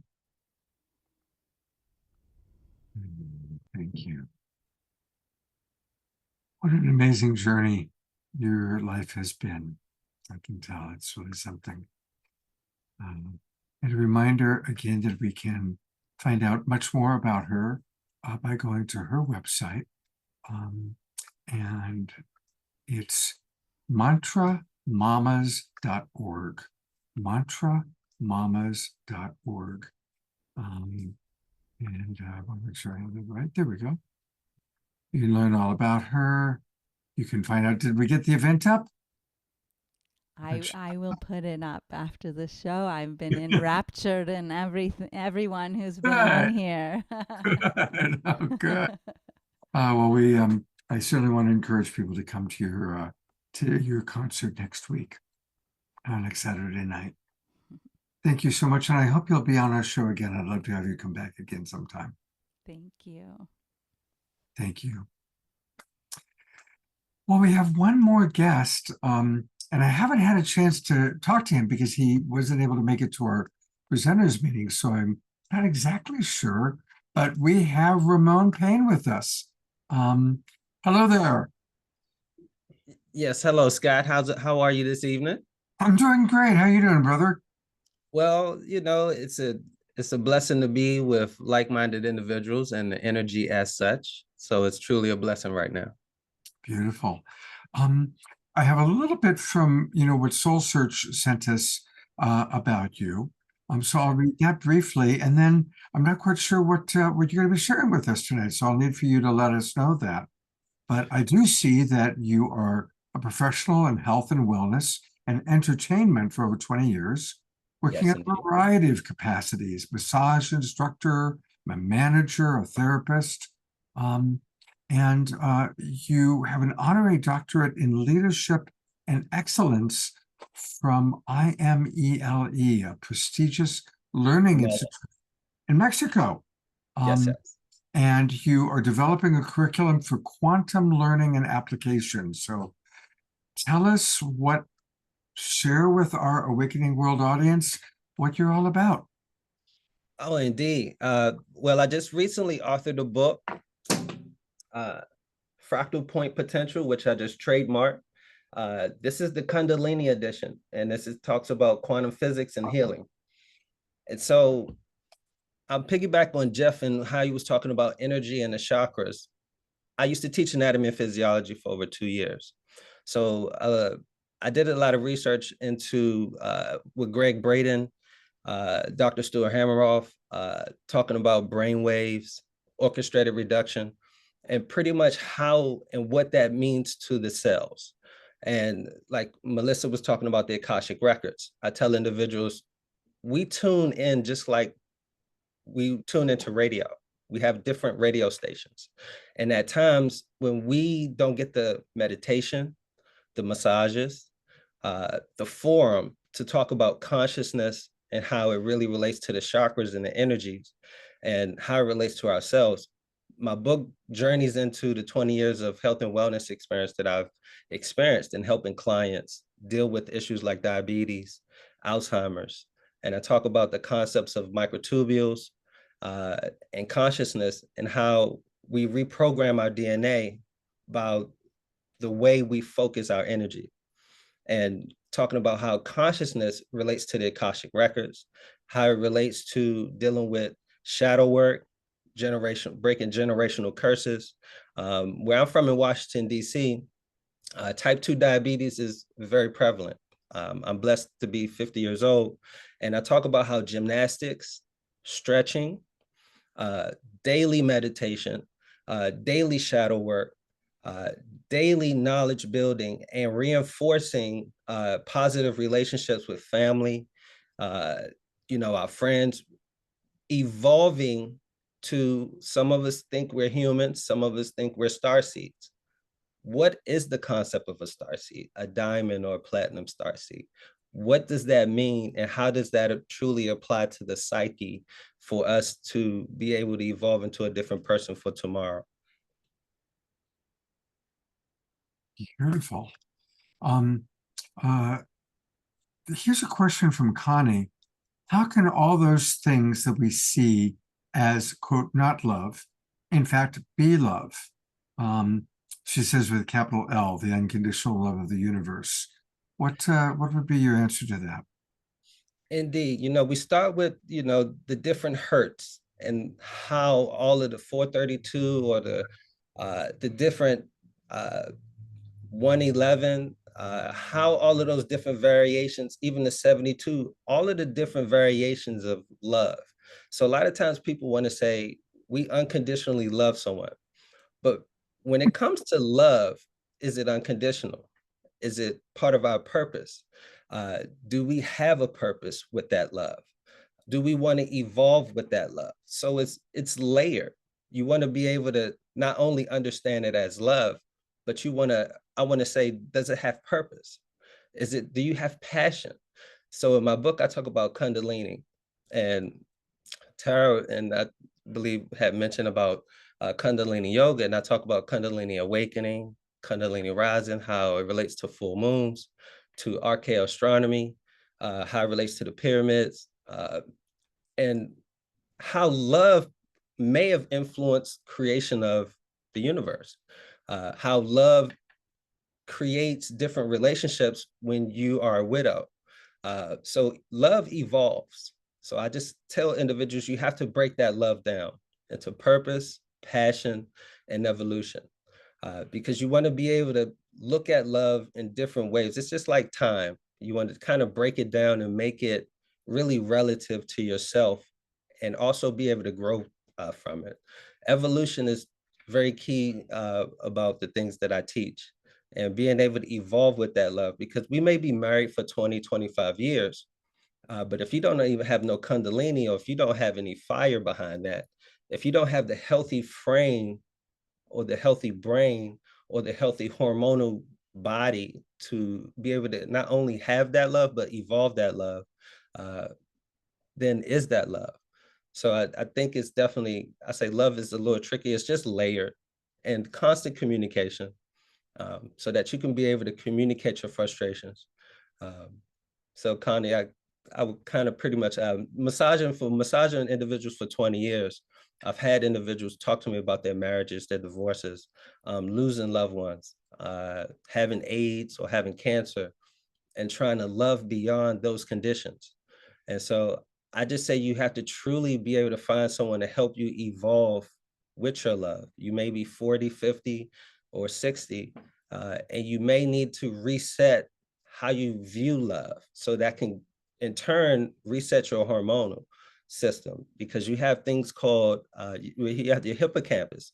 If you don't reprogram your brain, your tau proteins and that Alzheimer's may kick in. So you want to definitely be able to understand how love and what love means to you, so that you can maybe reprogram yourself to evolve to a better you. What are some ways to reprogram ourselves? What are some practical tools? Stretching, daily stretching. I do gymnastics. I've been doing gymnastics for 40 years.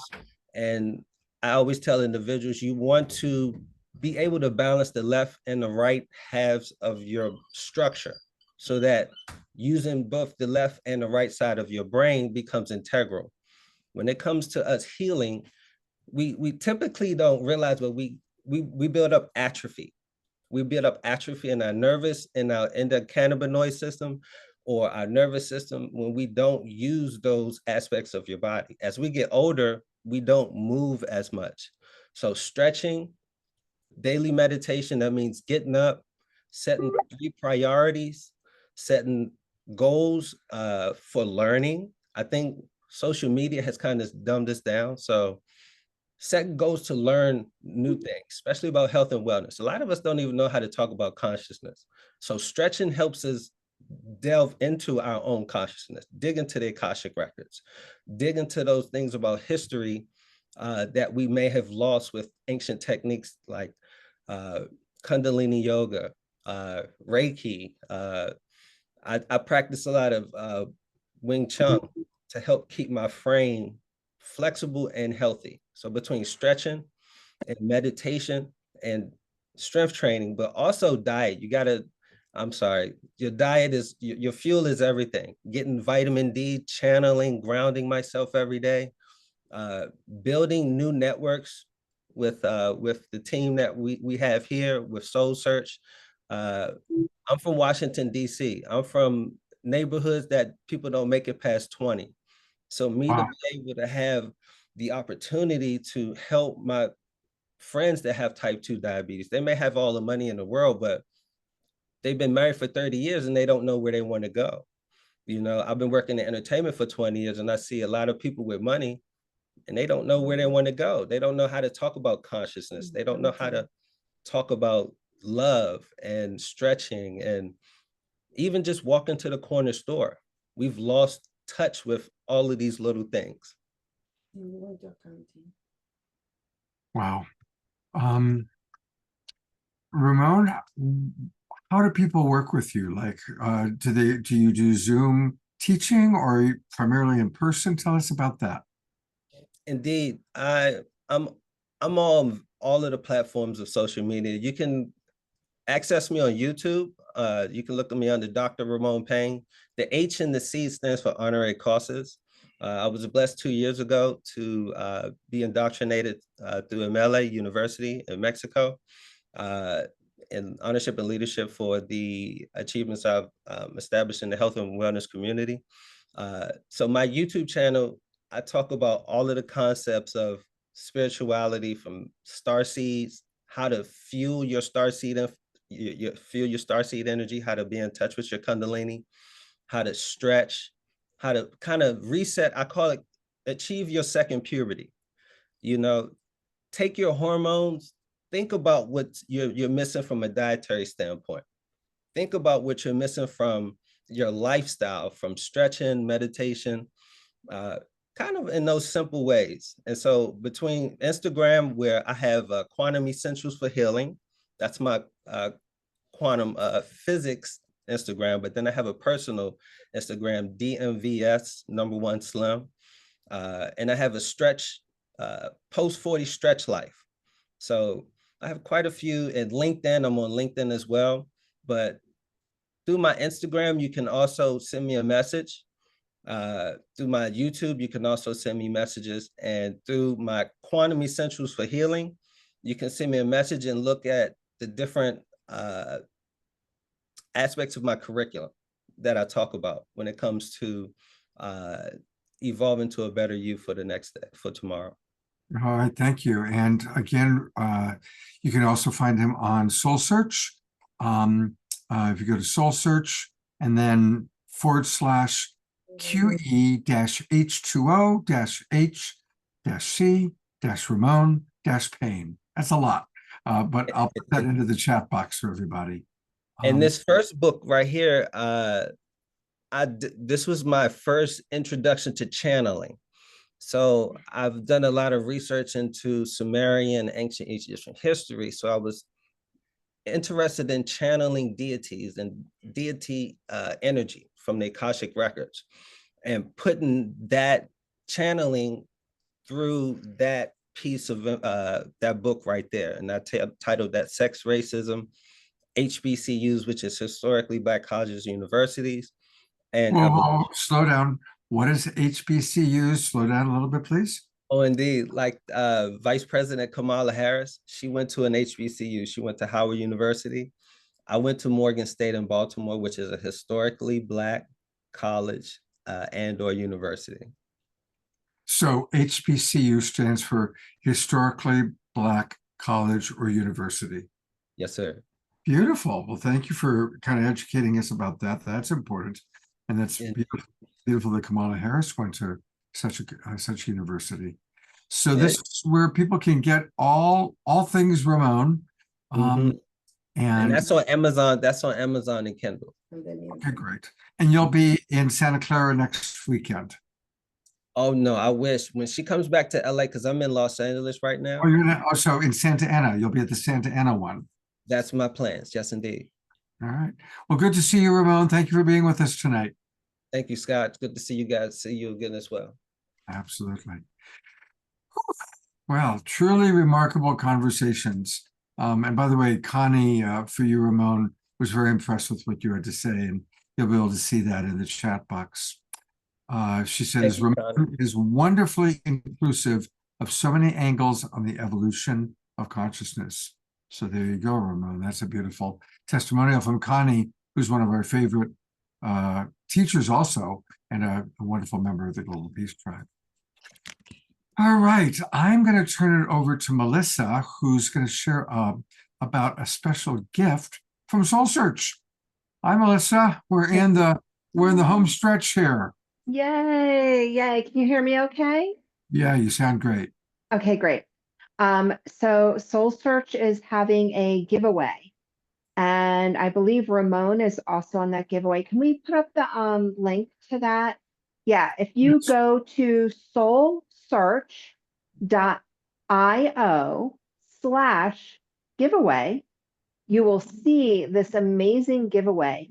In order to get anything from this giveaway, it's I think there's one winner if I'm correct, but I could be wrong. You have to join the Facebook group, and Tangela will be coming on the Facebook group on November 15th. Excuse me. I'm sorry, November 13th. And she'll give all the details of how to win these amazing things. Charlie's, her beloved Charlie is giving away some healing. I think Ramon and Victoria are giving something away. Tangela is giving away a coaching package. So what this is an overall giveaway, and all you have to do is join the Soul Search Facebook group. Thank you. When you join the Soul Search Facebook group, you enter to win. So make sure that you are there. And that Facebook group is the link. I sent you the link to the, but no, you know what? Take that back. Sorry. I'm still new at talking about Soul Search like this. What you want to do is click this join here button at the very bottom, and it will take you directly to the Facebook group. You don't even have to do anything else. And then make sure that you jump on to soulsearch.io/giveaway. Click the link that says join now. You'll be brought directly to the Facebook page, and make sure you join so that you can win that amazing giveaway that they're having. And it's like over $1,700 worth of events and readings and healings and coaching. Beautiful. Thank you, Melissa. And I think everybody should join. So I'm going to invite everybody. I'll put that into the chat box one more time. But I've got a bunch of things I got to show, so I'll do that after I'm done showing. Because I've got some important announcements. So tomorrow there is an all-day conference, and I'll be actually speaking at this conference. It starts at 4 o'clock in the morning Pacific time. That's not when I'm going to be speaking. I'm at towards the very, very end. But it's dedicated to connecting with our ET family. And it's going to go on from 4 a.m. Pacific time until 7 p.m. Pacific time. So it's a very all-day conference. I'm going to put into the chat box the link. It's free for you to go. You just have to register. It's a Zoom room, and I'll be speaking at 6 p.m. Pacific time. 6 p.m. Pacific time. So definitely everybody stick around for me to put that in the chat box. I'll put it in while Omashar is doing the closing song.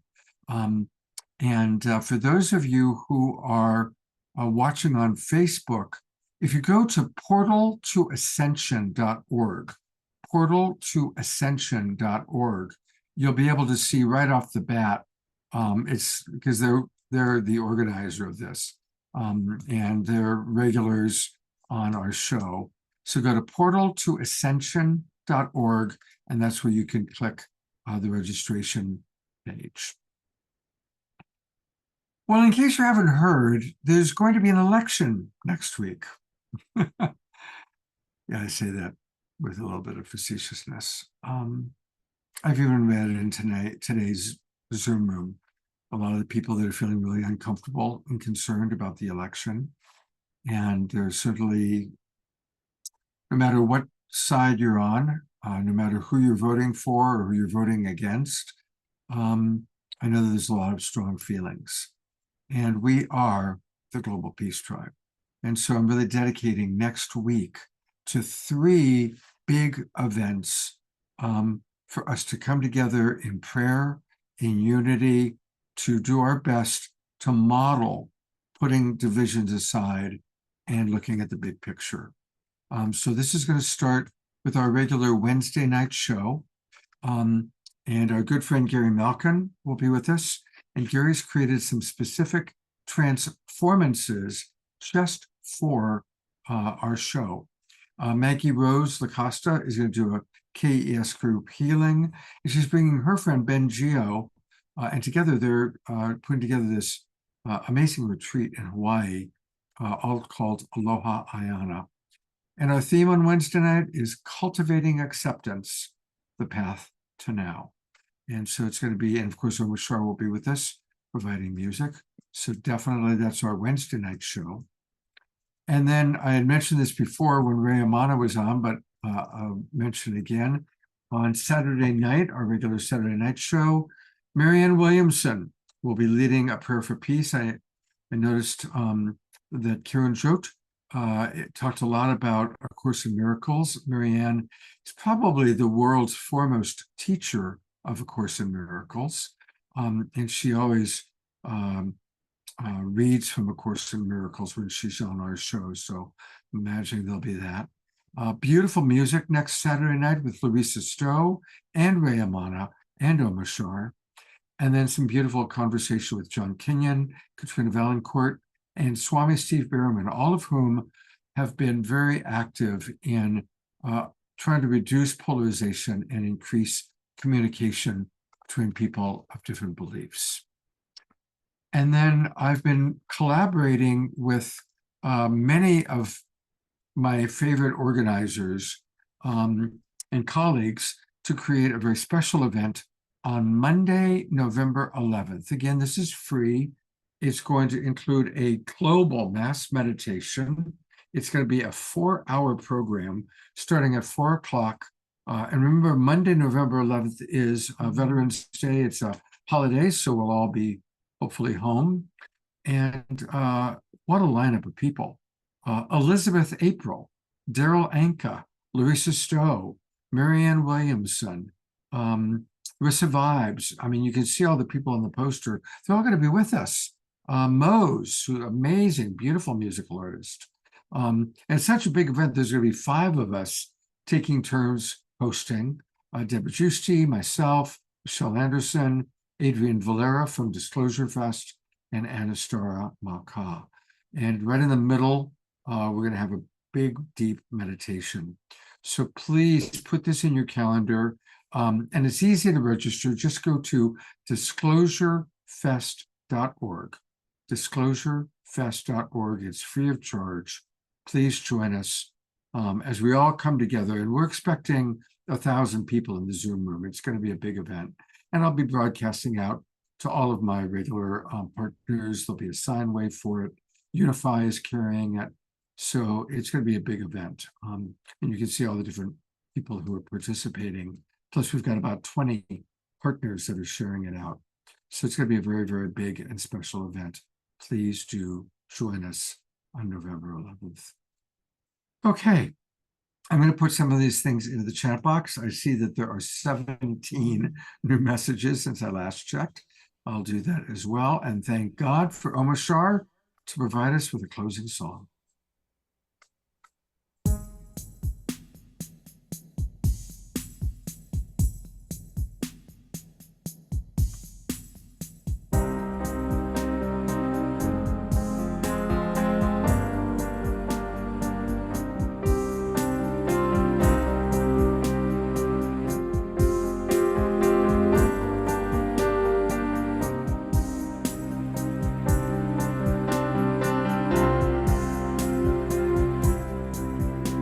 You'll never walk this way again. Lay down all your guards. Your loving hearts will lead the way. The door is open. The wonderful and the new is waiting patiently. And take a step and you will see all you've been dreaming. And now is the time you've been waiting for so long. I've been holding you through all ages, knowing I'd be with you once again.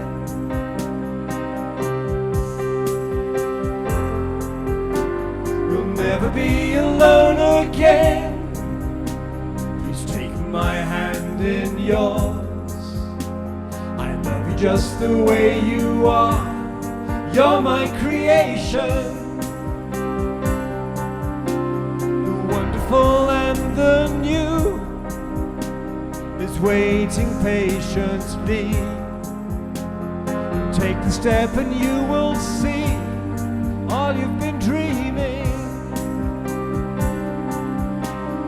Now is the time you've been waiting for so long.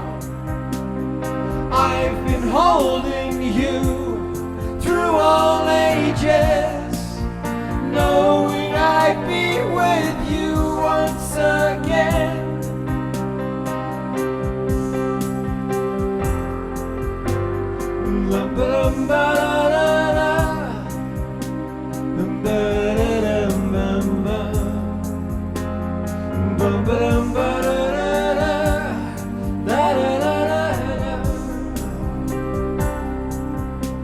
You'll never walk this way again. So lay down all your guards. Your loving hearts will lead the way. The door is open. 'Cause now is the time you've been waiting for so long. I've been holding you through all ages, knowing I'd be with you once again.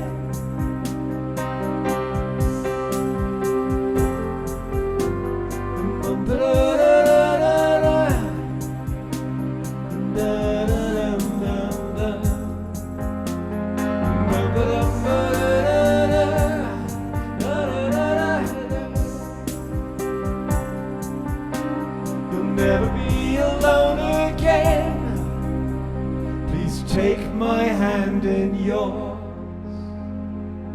I love you just the way you are. You're my creation.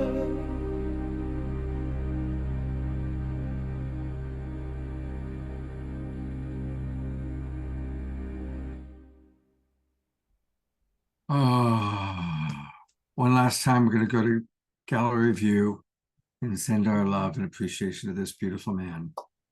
Thank you so much, Omashar. Thank you. What a beautiful evening. What amazing guests. And I'm so grateful to see Mark Denisovsky is I back. know, what a trip. Mr. Harmonium Man, he's been pokering around the United States of America doing this thing. Brilliant. It's great to have you back with us, Mark. It's always, the awakening world is always a little bit brighter when you're with us. It is. And it's good to see Connie and Andrew, there they are. And also good to see Andrew Kane back with us as well. We love you, Andrew. Thank you, everybody, for being with us. Next week's going to be... I love you too. Oh, I love you all. Thank you, Andrew. I missed you all. Let's keep the prayers going. Let's not buy into any hysteria. And let's all gather together next Wednesday, Saturday, and the following Monday to pray and do music and do all things Awakening World. Have a beautiful Sunday tomorrow. It's a sacred Sunday. And remember, we can make any moment, any time sacred by choosing to see divinity. Good night, everybody. God bless you.